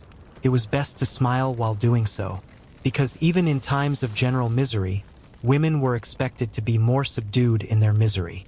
After you've dealt with lice, hunger, injustice, and maybe a grumpy goat, what could be worse? Hello, violence. It doesn't knock. It barges in. It's loud, bloody, and perfectly acceptable by medieval standards. Let's be clear, the Middle Ages were not peaceful. Law consisted mostly of hoping the local lord didn't wake up in a bad mood. Violence was everywhere, in the house, in the street, at church, in the marketplace, and of course on the battlefield. Steal bread? You could lose a hand. Get accused of lying? Your tongue could be pierced. Talk too much? Congratulations. You get a metal bridle that locks your mouth with an iron bar. And that's just the start. Now, if you're accused of a more serious crime, heresy, witchcraft, theft, you're given a chance to prove your innocence. By torture. Welcome to trial by ordeal. One version. You have to dip your hand in boiling water to pick up a stone. If it heals without infection after 3 days, you're innocent. If it doesn't, sorry, you're a sinner and lose your hand. Another version, you're thrown into a river. Sinking, innocent but dead. Floating, guilty, and still punished. This is a medieval reality show. The prize is survival, the host hopes you lose. Executions are public events. Hangings, burnings, beheadings. Villagers bring snacks, children giggle. This 14th century Netflix. In the home, men are encouraged to discipline their wives and children with fists. In the street, you can get punched for looking at a nobleman's saddle. And in war, it was always there. For honor, for religion, or simply out of boredom. Violence was not a failure of medieval society. It was society. Justice was random. life was fragile, and your neighbor might beat you up for raising pigs too loudly. Keep your head down, tread lightly, and never trust anyone with a club. By this point, you've survived the lice, the leeches, the misery of not having enough laundry, and the imminent threat of public humiliation. But now comes the final chapter of most medieval lives, an early, unflashy, unromantic death. If you're still breathing after 40, congratulations. You're famous, not in the fan sense, but in the statistical miracle sense. Most people are with God long before that. The average lifespan is between 30 and 40, and that's not because anyone miscalculated. Almost half of children die before they turn 5. Diarrhea, malaria, pneumonia, even just falling. No vaccines, no antibiotics, no hope. If you survive childhood, welcome to adulthood with a depleted battery. Work starts when you can crawl upright, and by 25, your spine creaks like a wooden door that hasn't been oiled in a long time. Women, a different game. Childbirth is a life and death lottery. No anesthetics, no doctors, no timely surgery. Just prayers, boiling water, and the hope that someone will hold your hand while you bleed out on the hay. Many women survive 10 childbirths. Many don't make it past 2. Men, they could die from a falling plow, an infected cut, or a drunken neighbor. Even a trip to the market could be a last trip if you meet the wrong robber or angry tax collector. Death could come from plague, famine, or simply eating grain laced with poisonous mushrooms and hallucinating to death screaming. A funeral? If you were lucky, you got one. No embalming, no shiny coffin. Just a hole, a few mumbled words, and a mound of dirt. If there was room. Because in the Middle Ages, life was a gradual procession to death. Surprising, random, and never kind. You didn't retire in the Middle Ages. You just disappeared. No party. No cake or coworkers signing cards. One day you stopped showing up in the field, and no one asked. The Middle Ages dream? It died the moment you opened your eyes and realized you just slept in moldy straw next to a chicken. You shit in a bucket, brushed your teeth with vinegar or nothing, ate stew that had been fermenting for the past week, worked until your back screamed, and then sat around praying that you didn't catch the plague or step on something that would kill you. Do you still want to be a knight? Think again. Everything you know about the Middle Ages, shining knights, blonde princesses in ivory towers, candlelit banquets, is the stuff of storybooks in Hollywood. Myth polished by fairy tales, not reality. Reality, cold, dirty, dangerous, and devoid of everything that makes life worth living. Even the nobility did not live like stories. They might have fur cloaks and wine goblets, but they also had castles as drafty as iceboxes, loveless marriages, and the chance of dying from an infection from a splinter in the hand. A bowl of bad soup could send you to the graveyard faster than a prayer. Class did not protect you from misery. It just changed how you experienced it. Everything was harder. Everything hurt more. From chewing to sleeping, from loving to dying, every aspect was a drawn-out struggle. And if there was a moment to dream, forget it. You could not turn on life. There was no internet, no doctors, no opportunities. Where you were born, there you died, within a 10-mile radius of your first manger. And yet, people loved, sang, dreamed. Not because life was easy, but because it was human nature. They found light, however small, even in the darkest chapters of history. So tonight, as you slide into your clean bed in your warm room, next to your flushing toilet, perhaps give a silent thanks to the modern world, and to the ancestors who fought rats, famine, and feudalism so you wouldn't have to. In China, where the clouds are low and the wind whispers through the bamboo groves, something ancient lies curled in the mountains. A dragon, but not the fire-breathing beast of legend, not the winged serpent of old myths. This dragon is made of earth and stone, carved by calloused hands and generations of patience. It does not fly or roar. It lies still, silently stretching across the hillsides, rising and falling with the earth like a sleeping creature. The locals call it the dragon's spine. From a distance, its body seems to ripple across the mountains, each curve shimmering with water, rice, and a quiet pride. The terraced fields that make up its scales glisten in the light, reflecting the sky and tracing the muscles of the earth. But draw closer, and you will find something more alive than legend. This is the Longji Rice Terraces, a living sculpture shaped by human hands over centuries, where each layer is created, not given. This was not a place built overnight. It began more than 700 years ago, when the Zhuang and Yao people encountered steep, impassable slopes. Flat land was scarce. Machinery was non-existent, so they looked up, not down, and they asked a simple question: how can we feed ourselves here? The answer would take a lifetime. With mud baskets on their backs and stone tools in their hands, they chiseled away inch by inch, season by season. What they created was more than farmland. It was a living landscape, shaped by intuition and inherited wisdom. The dragon's body was not summoned. It was summoned into being through sweat and rhythm. With each new step, they taught the mountain to breathe with them. Rain became a resource. Gravity became an ally. Rice, the staple of life, took root where stone had once ruled. And as the steps climbed, they began to form a living thing, strong, sacred, eternal. This was more than agriculture.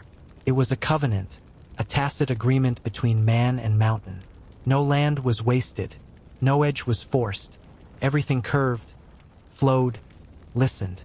Today, the dragon still feeds the village. But more than that, it reminds us of what patience can build. In a world rushing forward, here is a dragon that has never been chased, only carved, layer by layer, dream by dream. Walking among the Longji terraces is to enter a story carved in the earth, not written in ink. The hills are not just hills. They breathe stories, whispered through bamboo and carried by the wind. And in that silence, among the mist and the rocks, the dragon still dreams. Over 700 years ago, long before the hum of machines and the spark of engines, in a time untouched by the conveniences of the modern world, a group of people stood before the mountains of Guangxi and made a choice. The land was steep, unforgiving. Flat soil for farming was rare, and the climate could be cruel. But instead of turning away, the Zhuang and the Yao, two ancient ethnic groups with deep roots in the mountains, chose to stay. They did not see the terrain as a wall to retreat from, but as a partner to understand, to shape, and to eventually live with. In that choice began the quiet birth of one of humanity's most enduring masterpieces. These weren't warriors or kings.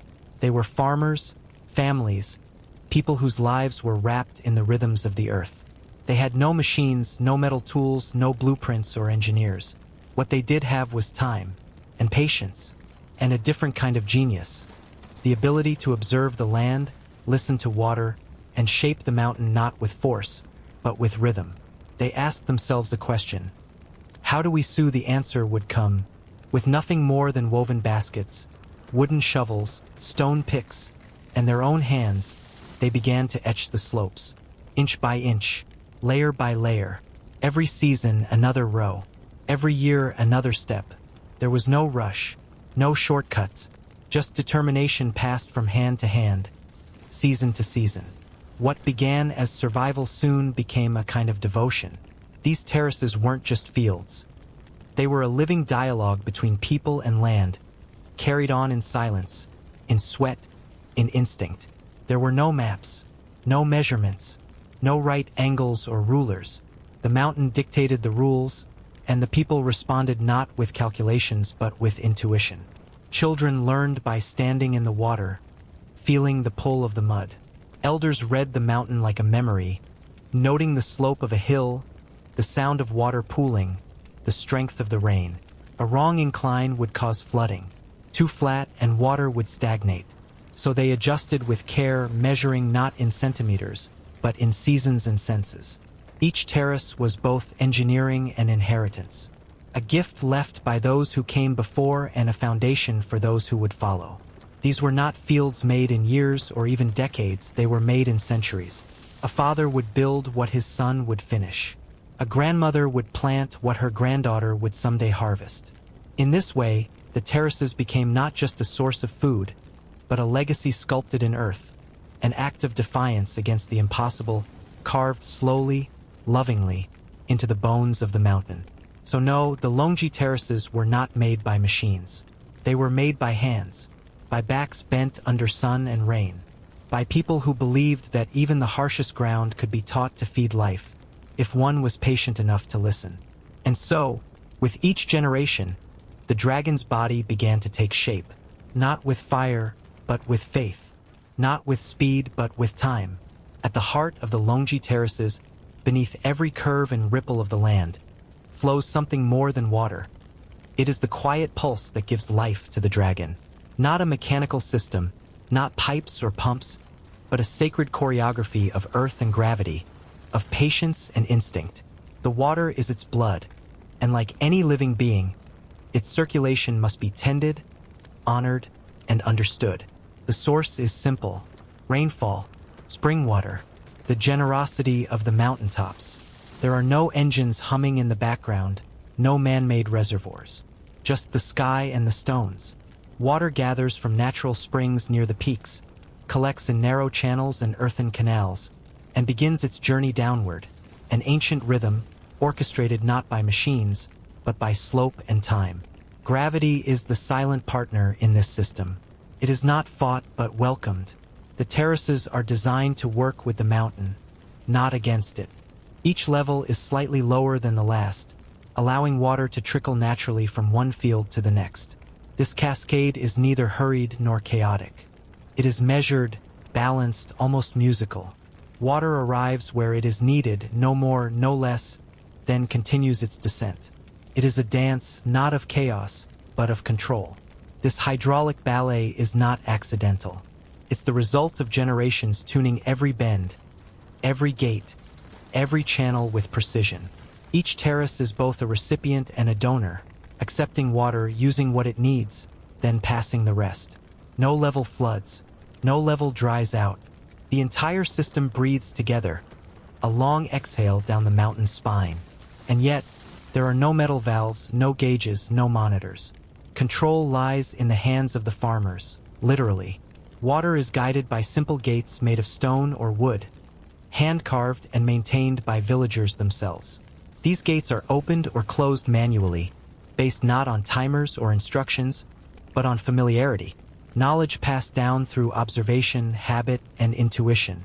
It's a form of communication not just with each other, but with the land.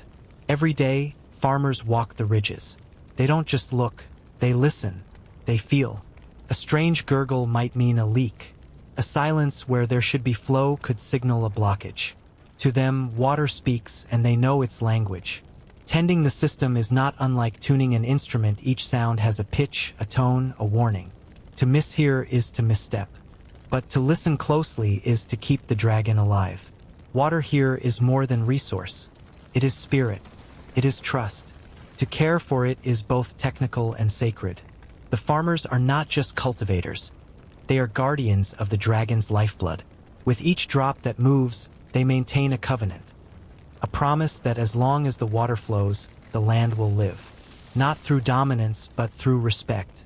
Not by force, but through harmony. Because here, among the stones and silence, water doesn't just nourish rice.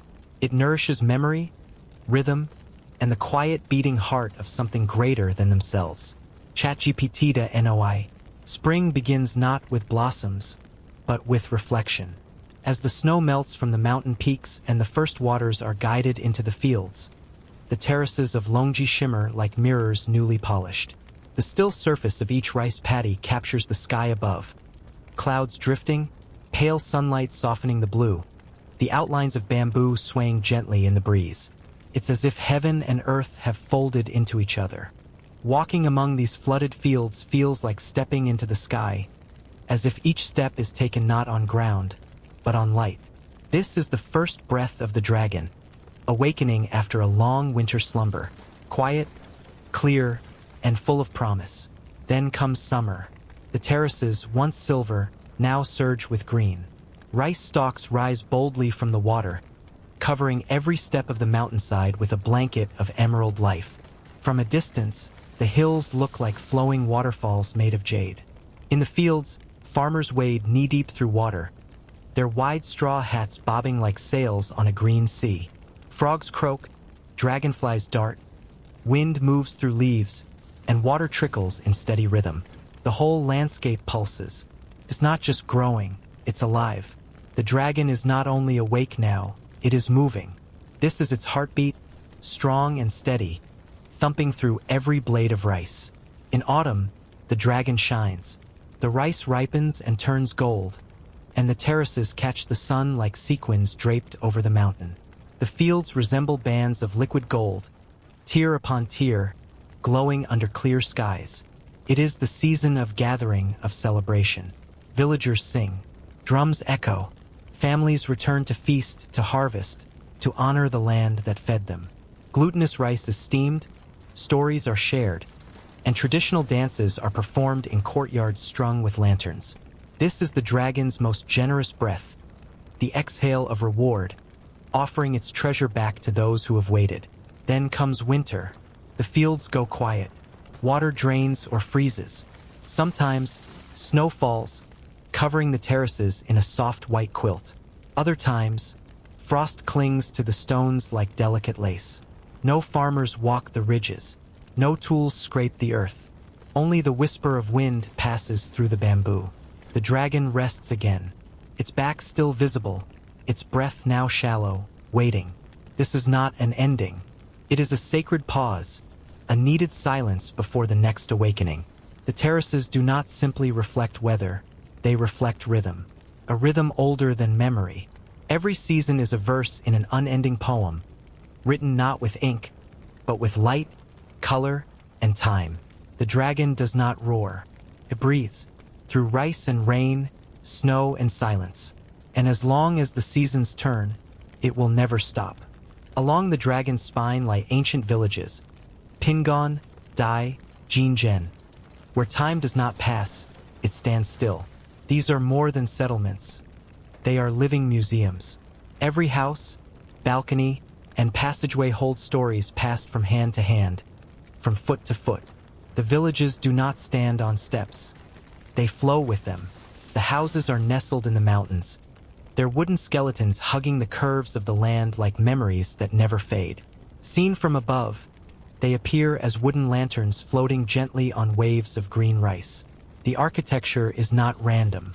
It is the result of understanding the mountain. The houses are built on stilts, raised above the wet ground, not just to protect against flooding, but to breathe with the slope. Rain slides down from the dark, slanted roofs, reflecting the very terraces they overlook. The union of house and earth is not decoration. It is survival made beautiful. Here, function and form intertwine, rooted in generations of adaptation. Inside these wooden houses, life is communal. Families span generations under one roof. Grandparents care for children. Parents work in the fields. Children learn by watching hands, not reading books. A meal is more than just food. It is a moment when the past merges with the present and makes room for the future. Individualism is rare. Instead, there is a bond, a quiet dependence, as if the entire village breathes with one set of lungs. Cultural traditions are woven into everything. Red Dao women, with their hair never cut, curl their long black locks into elegant crowns. Occasionally, they let their hair fall like soft waterfalls as they bathe in the river, a sight so graceful it belongs to legend. Their hands work the looms, threading indigo-dyed cloth with symbols of water, rice, and dragon tails. Each pattern is not decorative. It tells a story. Music echoes through the hills, carried by bamboo flutes and bronze drums. During festivals, villagers dance, chant, and offer food to the mountain and water gods. Rituals are not just for ritual, they flow into everyday life. There is no separation between spirit and reality. Firewood crackles in a traditional fireplace. Tea is brewed with leaves collected from the surrounding hills. Before vegetables are picked, a silent prayer is whispered. Before water is poured into the fields, a hand is raised to the sky. These actions are not performances. They are instincts. Traditions are not remembered here. They are lived. Longji culture is not trapped behind museum glass. It moves with the wind, sings to the drums, is in the folds of her hair. It's a way of being, not a history. Here, people don't walk on the land, they walk with the land. And in that walking, they become part of the dragon's breath. In Longji, the terraces are sacred scriptures written on earth and water. To the villagers, they are more than mere agricultural feats. They are alive, they breathe, they dream, and in that dream lies an ancient truth passed down from whisper to whisper, never written down, but never forgotten. These terraces. The legend is not told as myth, but accepted as memory. The people say that the dragon came to rest on the mountains, arching its massive body over the ridges. Its back arched, its scales glistened, and the earth responded. The terraces formed where its body lay, each curve a ripple of its breath, each line a glistening scale.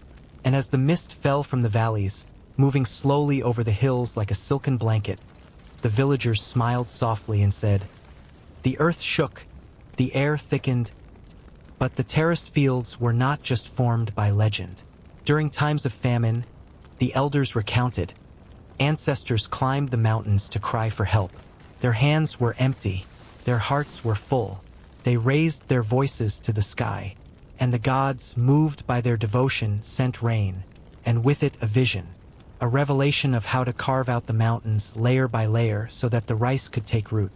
It was not a command, it was a gift.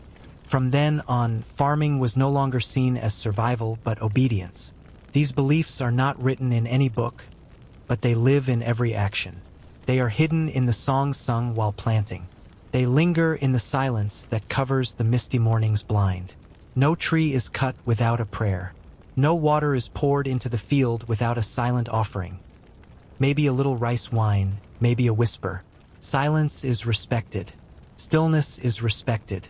Because when the dragon sleeps, you sleep too. The sacred is not separate from the earth. Children do not learn it in temples, they learn by example. They watch their grandmother burn incense before planting the first tree. They see their father bow to the stream before redirecting its flow.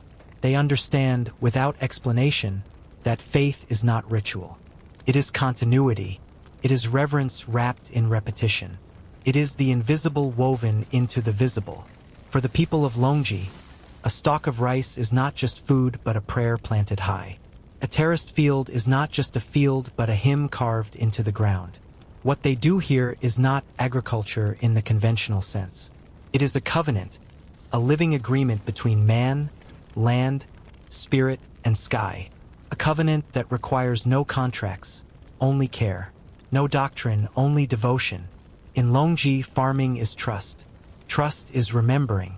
And remembering is walking with the dragon, season after season, breath after breath. Modernization found its way up the mountain. Not suddenly, but gradually, like mist creeping through bamboo. It came with footsteps not of farmers, but of tourists. With hands not caked in mud, but holding cameras, smartphones, and selfie sticks. What was once a hidden rhythm known only to those who called Longji home is now a destination, typed into search bars, pinned on digital maps. The narrow trails once marked by woven sandals now echo with the sound of hiking boots and spoken languages from half a world away. Technology followed. Signal towers rose. Signs in Mandarin and English appeared beside sacred springs. Drones buzzed in skies once ruled only by birds. And along with this flow of visitors came questions the mountain had never had to answer before. Would this place, this living dragon carved in stone, be preserved or performed? Would its story be told in truth or flattened into postcards?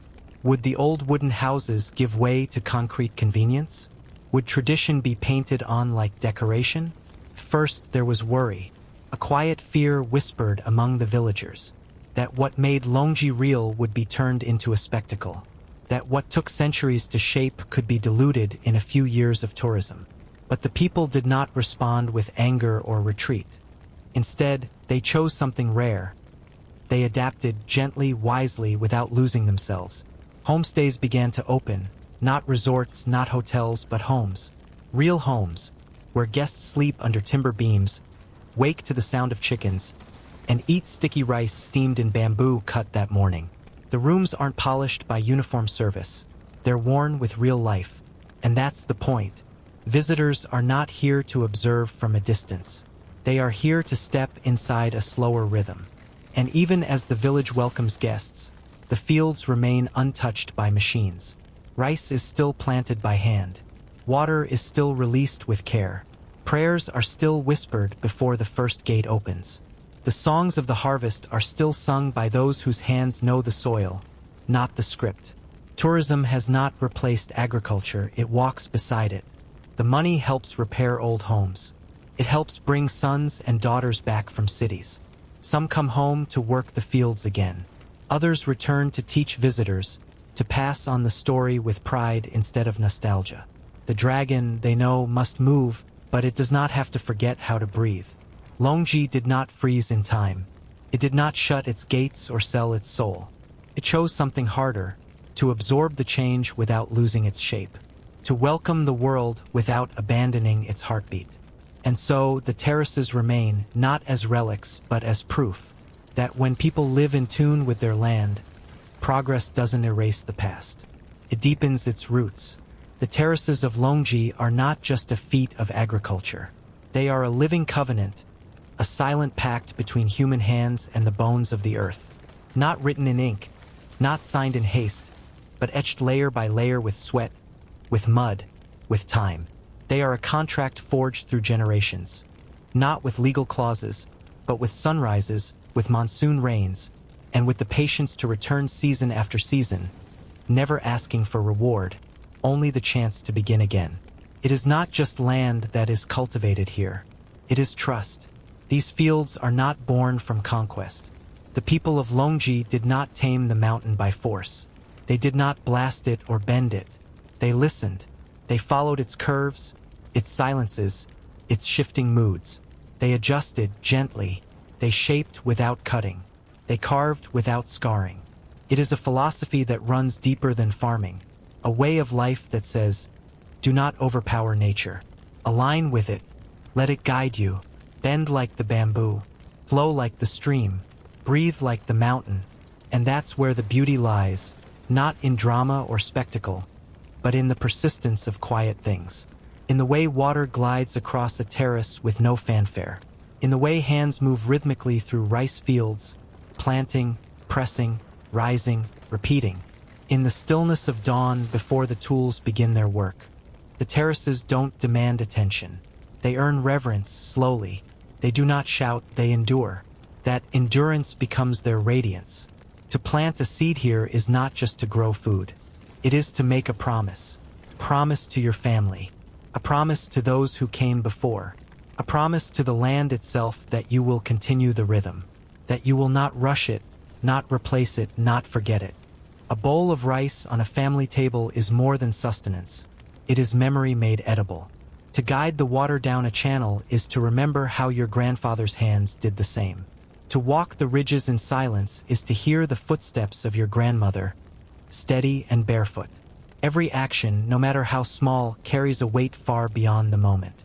Every hat lua, every scoop of earth, every tightened rope on a terrace wall is part of something vast, something slow, something sacred. It is the breath of the dragon. Not loud, not fiery, but deep and steady, pulsing quietly through time. And in that breath is a lesson, that in a world obsessed with speed and disruption, with loud innovation and instant change, there are still places that choose the long way, that choose depth over noise, that believe in building things not to be seen quickly, but to be felt forever. Longji is not frozen in the past. It is not a museum. It is a rhythm still beating, a harmony still unfolding. It tells us that not all progress looks like movement. Sometimes progress looks like staying, like repeating, like remembering. The terraces do not resist time, they flow with it. They are not monuments. They are reminders that true greatness does not always arrive with thunder. Sometimes it comes as a single drop of water, falling exactly where it needs to, again, and again, and again. Under the scorching skies of early 20th century Coyoacán, then just a small village on the outskirts of Mexico City, a girl was born on July 6, 1907. Her name was Frida Kahlo. The house she was born into, Casa Azul, the blue house, was no ordinary home. With cobalt blue walls, yellow trim, and a lush garden, it was a place bursting with color, contradiction, and a quiet strength. This house would hold her beginnings, her agony, her art, and eventually her death. And in between, it would witness the making of a legend. Frida was born into a world of dualities. Her father, Guillermo Kahlo, was a German Jewish photographer with a keen eye for structure, detail, and symmetry. Her mother, Matilda Calderon, was of mixed indigenous and Spanish descent, devoutly Catholic, emotionally distant, and rooted in Mexican tradition. These two halves, European and indigenous, intellectual and spiritual, measured and mythic, collided within Frida. She didn't just inherit her father's talent and her mother's resilience. She inherited their contradictions and made them into her canvas. At the age of 6, Frida contracted polio, a disease that left her bedridden for months and permanently damaged her right leg. Her foot and leg became thinner, weaker, causing a limp that never left her. Children teased her, and the shame of physical difference settled in early. She often wore long skirts to hide her leg, but she never let it define her spirit. Instead, isolation pushed her inward. She read voraciously, she imagined fiercely, she learned to live in her mind and eventually in her art. Her father became her closest ally. While other girls were learning embroidery, Frida learned about photography, lighting, and perspective. Guillermo encouraged her to move, to paint, to stay mentally alert. From him, she absorbed not only technique, but the patience of an observer, the gift of seeing deeply and saying little. Art was not yet her path, but the seeds were quietly sown. Frida's earliest dream was not to become a painter, it was to become a doctor. She was determined to heal others, perhaps because she knew what it felt like to be broken. At 15, she was accepted into the National Preparatory School, one of Mexico's most prestigious institutions, and one rarely open to young women at the time. Among hundreds of male students, Frida stood out. She wasn't just brilliant. She was sharp-tongued, rebellious, and wildly curious. She joined a group of radical intellectuals called Los Cachuches, who debated philosophy, politics, and poetry. Frida was drawn to revolution, to ideas that broke rules and reimagined power. Even then, before the accident that would shatter her spine and reshape her fate, Frida was already sketching herself into the world, with sharp lines, bold thought, and a selfhood too unruly for anyone else's expectations. Her childhood was not soft. It was colored by illness, sharpened by intellect, and defined by difference. But it was from this mixture, this wild blend of culture, pain, and defiance, that the voice of Frida Kahlo began to rise. A girl born in blue walls, with mismatched legs and unmatched will, was already preparing, not just to survive, but to transform everything she touched. On the afternoon of September 17, 1925, Frida Kahlo boarded a wooden bus with her then-boyfriend, Alejandro Gomez Arias. She was 18, bright, rebellious, brilliant, and had just left school. The two joked, flirted, perhaps argued, as young lovers do. The sun was low. The ride should have been routine. It wasn't. Moments later, an electric streetcar slammed into the side of the bus with such force that the vehicle was ripped apart like paper. Wood splintered, metal tore through bodies, and in the middle of that violence, time broke. Frida was thrown. A handrail pierced her lower abdomen and exited through her pelvis, cutting her in half without killing her. Her spine fractured in 3 places. Her pelvis was shattered. Her collarbone broke. Her right leg snapped like a twig in 11 places. Her foot was crushed. Her shoulder dislocated. Her ribs collapsed inward. She lost blood so quickly, people thought she was dead. Someone covered her body with a borrowed coat. Another person noticed something strange. Her skin sparkled, not with sweat or blood, but with gold dust, the pigment from the paint she had carried in her satchel. At the moment of impact, the tin had burst open, coating her broken body with something luminous, surreal, unforgettable. Frida Kahlo had just survived the accident that would divide her life into 2 halves, before and after. And in that sparkling moment of agony, a legend was born. She was rushed to the hospital, unconscious, barely breathing. The days that followed were a blur of morphine, surgeries, clamps, and silence. Her body was confined in a full-body cast, her mind trapped in immobility. She could no longer sit, could no longer walk, could no longer escape her own pain. And yet, from this prison of plaster and bone, something began to stir. Her mother, a stern woman not known for sentimentality, built her a custom-made easel, one that could rest on her bed. She hung a mirror above Frida's head, so she could look at herself without moving. And in that suspended state, Frida began to paint. At first, it was out of boredom, but quickly, the brush became something else. A scalpel, a tool of resistance, a whisper from her deepest places. She painted herself because she was the only subject available. But the images were not decorative. They were dissection tables. Her canvases showed a woman split open, pinned together, bleeding, staring back with steady eyes. What had begun as a career in medicine was now transformed. Her body, once meant to heal others, had become her greatest teacher. She would no longer study anatomy to cure illness. She would paint the wounds she carried, again and again, as both witness and survivor. Frida once said, "The accident and painting saved me." She meant it. Art didn't erase her pain, translated it. It gave her a way to stay alive without pretending to be whole. Her injuries forced her to leave the world of science, but in doing so, she entered a world even more intimate. The internal landscape of her own suffering, turned sacred through brush and color. She did not choose painting as a calling, claimed her, in the quiet of convalescence, as bones mended crookedly and infections flared. A new kind of vision was born, one that saw beauty in pain, one that never looked away from the broken body, one that made vulnerability into language. Frida Kahlo did not become a painter because she wanted to. She became one because she had to, because death had knocked, and she answered not with surrender but with art.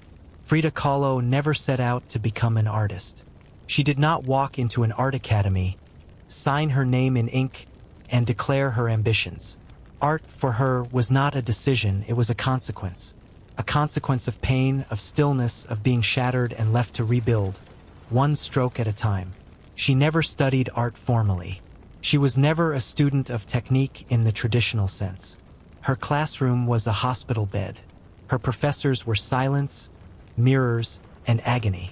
Her first subjects were not landscapes or still lives. They were her own eyes, her own broken spine, her own body locked in plaster.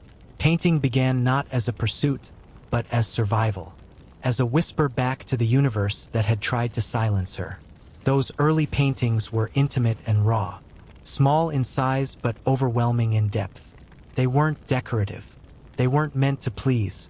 They were records, fragments of a body and spirit pieced back together through sheer will.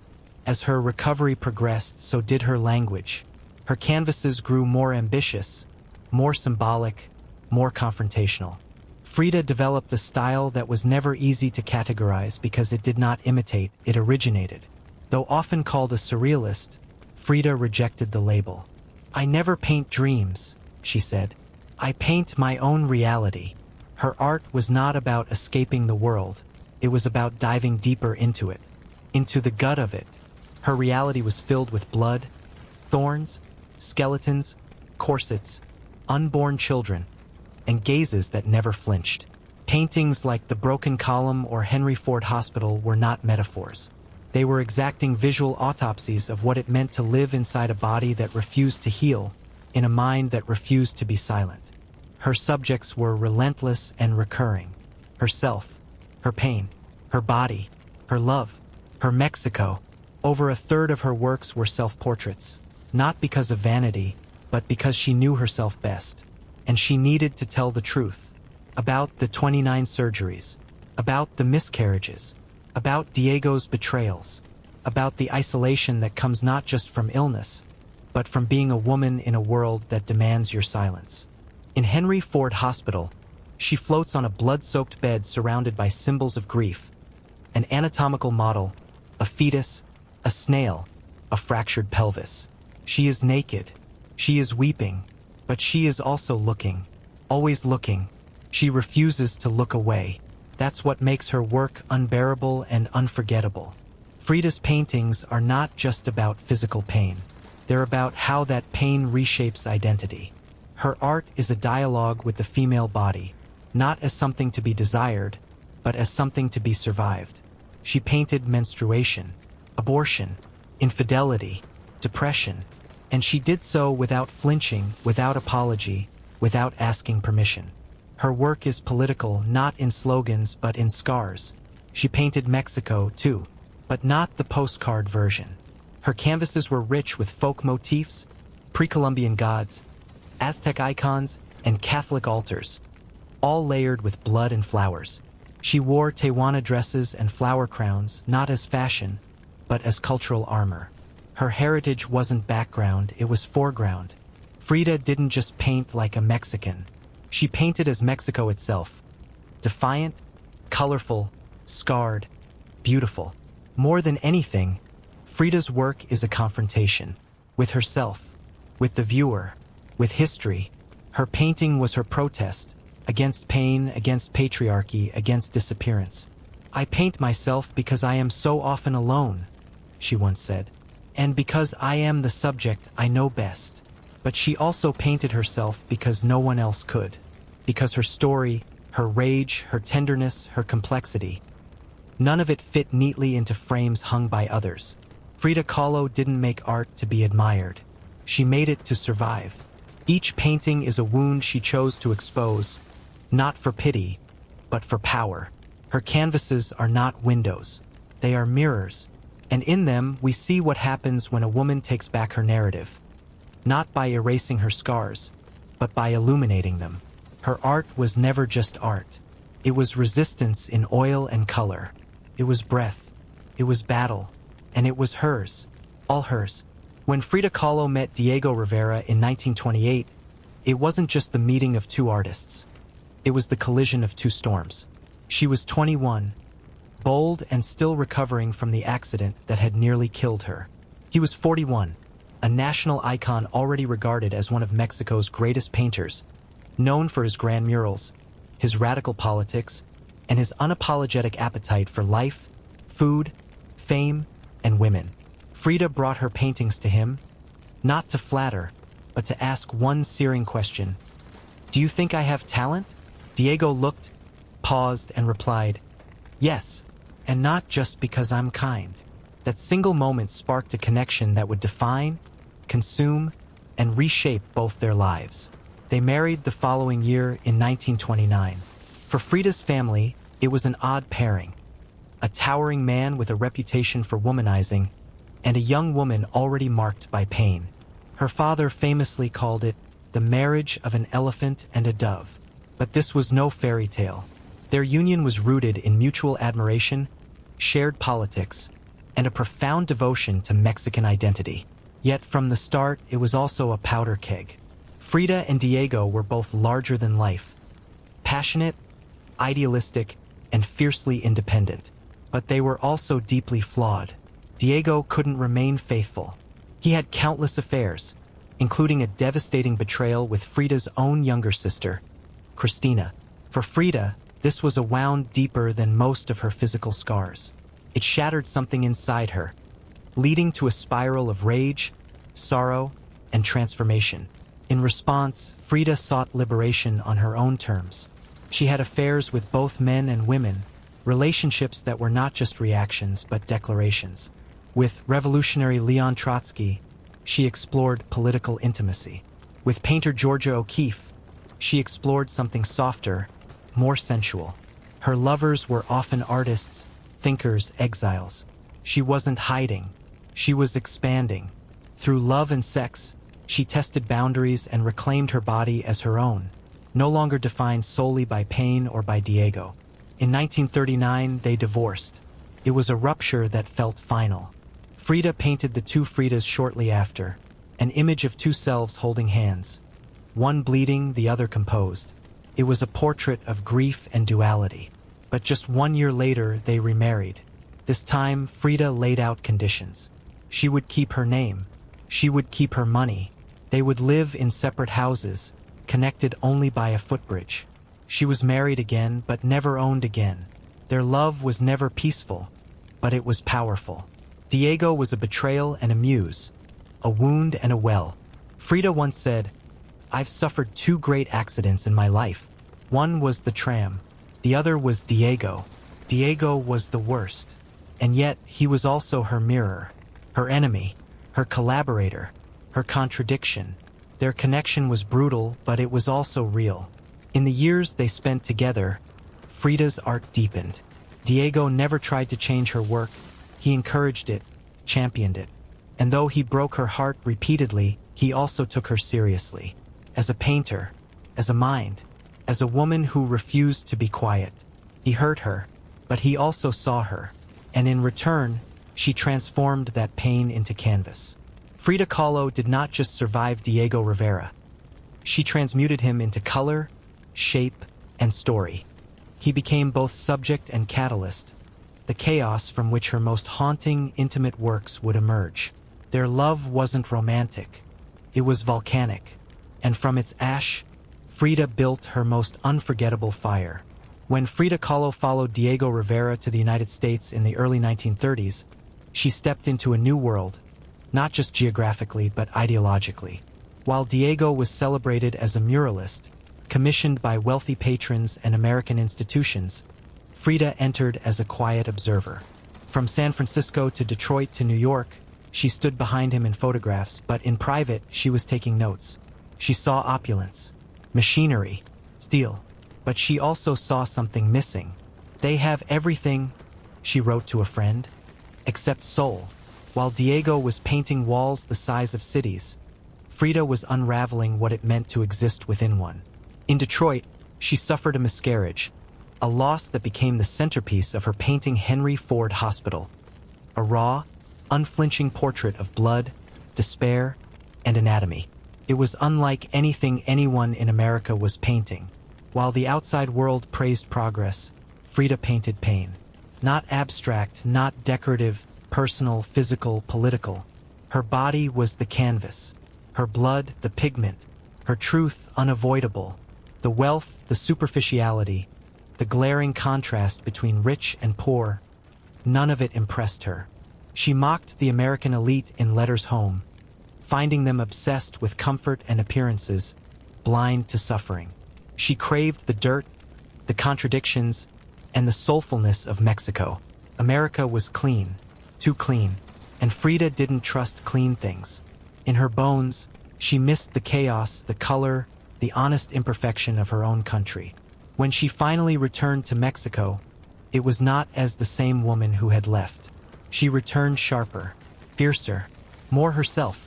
The Frida who came back was unapologetically adorned in Tehuana dresses, rebozos, and woven flowers, symbols of indigenous strength, not mere fashion. Her art became a declaration of rootedness. In her work, myth met blood. Aztec gods whispered behind her self-portraits. Cornfields, monkeys, skeletons, and veins stretched across canvases like ancient scripts rewritten in a modern hand. Mexico wasn't just her home. It was her defiance. In 1939, her paintings reached Paris. André Breton, leader of the Surrealist movement, invited her to exhibit. Her piece, The Frame, became the first Mexican artwork acquired by the Louvre. She was praised by the likes of Picasso, Kandinsky, and Breton himself. They tried to claim her, label her, frame her within their theories of the dreamlike and subconscious. But Frida pushed back. "They think I'm a surrealist," she said. "But I'm not. I don't paint dreams. I paint my own reality." To Frida, art wasn't a mystical escape. It was a scalpel, cut deep. It revealed what doctors couldn't fix and what husbands couldn't soothe. It was her confrontation with pain, with politics, with the mirror. Her time in the US and France exposed her to global acclaim, but never swayed her convictions. While others saw Europe and America as artistic meccas, Frida saw places where truth was often disguised by fashion and theory. She didn't want to escape into style. She wanted to tell stories, raw, red, rooted. This chapter of her life marked a global turning point. The world started to see Frida, but more importantly, Frida saw the world and chose defiantly to remain herself. Her voice didn't shift. Her palette didn't fade. Her message didn't soften. She didn't leave Mexico behind. She carried it into every gallery, every canvas, every uncomfortable truth. And even when she stood beneath the lights of Paris, she painted with the dust of Coyoacán on her hands. By the 1940s, the body Frida Kahlo had fought for so long was beginning to give in. Slowly, painfully, and with every collapse of flesh and bone, her spirit rose stronger. The aftermath of her catastrophic bus accident, decades behind her, was still very much inside her. It had never left. Over the years, she had endured more than 30 surgeries. Metal rods, spinal fusions, failed grafts, bone infections, and endless nights of burning pain. Her spine had become a battlefield, and every inch of her frame was scarred from combat. Her health declined with a cruel rhythm. Days of bed rest turned into weeks, then months. Sleep became fractured. Infections became chronic. In 1953, her doctors gave her the news that felt like a final betrayal. Her right leg, already weak from polio and surgeries, had developed gangrene. It had to be amputated from the knee down. That loss sent her into a storm of despair. She wrote in her diary, not with self-pity, but with poetry, "Feet, what do I need you for when I have wings to fly?" But even then, especially then, Frida didn't retreat from life. She retreated into art. From her bed, surrounded by mirrors, canvases, brushes taped to sticks, and trays of paint, she created. She painted not with distance, but with proximity to death. Her works in these years pulsed with darkness, but not defeat. They spoke of resistance, of survival not just as endurance, but as protest. Her images became rawer, more symbolic, soaked in blood, politics, and sacred pain. The body broken, bound, crucified, but always watching, always conscious, always fighting back. In 1953, something monumental happened. Frida, after years of being overshadowed by Diego, was finally given her first solo exhibition in Mexico. The show was hosted by Lola Alvarez Bravo, a fellow female artist and a pioneer in her own right. But by that point, Frida could barely sit up. Her doctors forbade her from attending. Her body said no, but Frida said yes. She called for an ambulance. She was carried into the gallery on a stretcher, laid in the center of the room like a painting herself, draped in embroidered Tewana dress, flowers in her hair, a smile defying the morphine coursing through her veins. Frida welcomed her guests from a hospital bed. She drank tequila. She sang. She laughed. She became the art, the altar, and the fire all at once. That moment wasn't a performance. It was a declaration. I am still here. And then the final painting. Shortly before her death in 1954, Frida completed a still life, not of suffering, not of fractured bones or bleeding hearts, but of watermelon, red, ripe, joyful slices of life. The painting was called Viva la Vida, long live life. She inscribed in careful letters across a bright slice. It was the last thing she painted, and perhaps the truest, because even at the edge of death, Frida did not whisper. She roared color. She did not retreat into bitterness. She carved gratitude into fruit. She chose to leave the world not with a whimper, but with paint under her nails and a phrase that still echoes. Viva la vida. She passed away on July 13, 1954, at the Blue House in Coyoacán, the same home where she was born. The official cause was a pulmonary embolism, but those who knew her spoke of something deeper. She was tired of pain, tired of surgeries, tired of the war her body waged against her. A few days before her death, she had attended a protest against U.S. interference in Guatemala, her fist raised from a wheelchair. Revolution, even in her last breath. Her final diary entry was hauntingly simple. I hope the departure is joyful, and I hope never to return. Frida Kahlo did not leave quietly. Her funeral was held at the Palacio de Bellas Arts, Mexico's most revered cultural institution. Her coffin was draped in the red flag of the Communist Party. Friends, lovers, artists, and revolutionaries came to honor her, not just as a painter, but as a force. Diego Rivera stood over her casket, shattered. He called her the love of his life, a woman he had wounded, but who had loved him with more ferocity than he ever deserved. But Frida's greatest love was life itself. Not the soft, romantic kind, but the wild, bleeding, defiant kind. She painted through agony. She danced on one leg. She sang from a hospital bed. She left behind no apologies, only fire. In her final years, she became a myth, but not one made of fantasy. She was real, too real, and that's what made her eternal. Because Frida Kahlo didn't just survive pain. She made it sacred. Frida Kahlo died on July 13, 1954. She was 47 years old. The official cause was a pulmonary embolism, but those closest to her believed it wasn't just her lungs that gave out. It was a soul exhausted from decades of fighting. Fighting pain, fighting betrayal, fighting the world's expectations and her own broken body. A few days earlier, she had marched in protest against the CIA-backed coup in Guatemala. In a wheelchair, her fist raised, her eyes sharp as ever, revolution still burning in her breath. Her final diary entry was only one line. It read, "I hope the exit is joyful, and I hope never to return." Words soft in phrasing, yet thunderous in finality. Some whispered of suicide.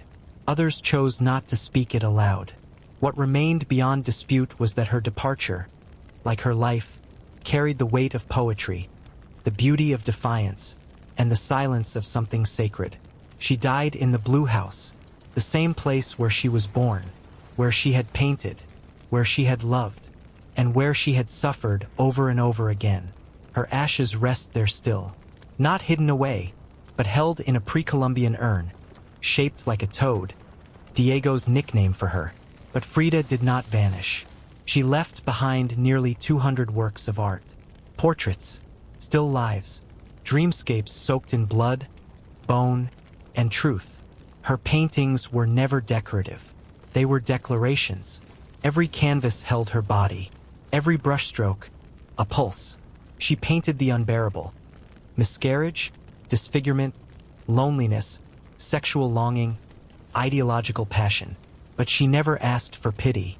She demanded presence. Frida Kahlo turned personal pain into something universal.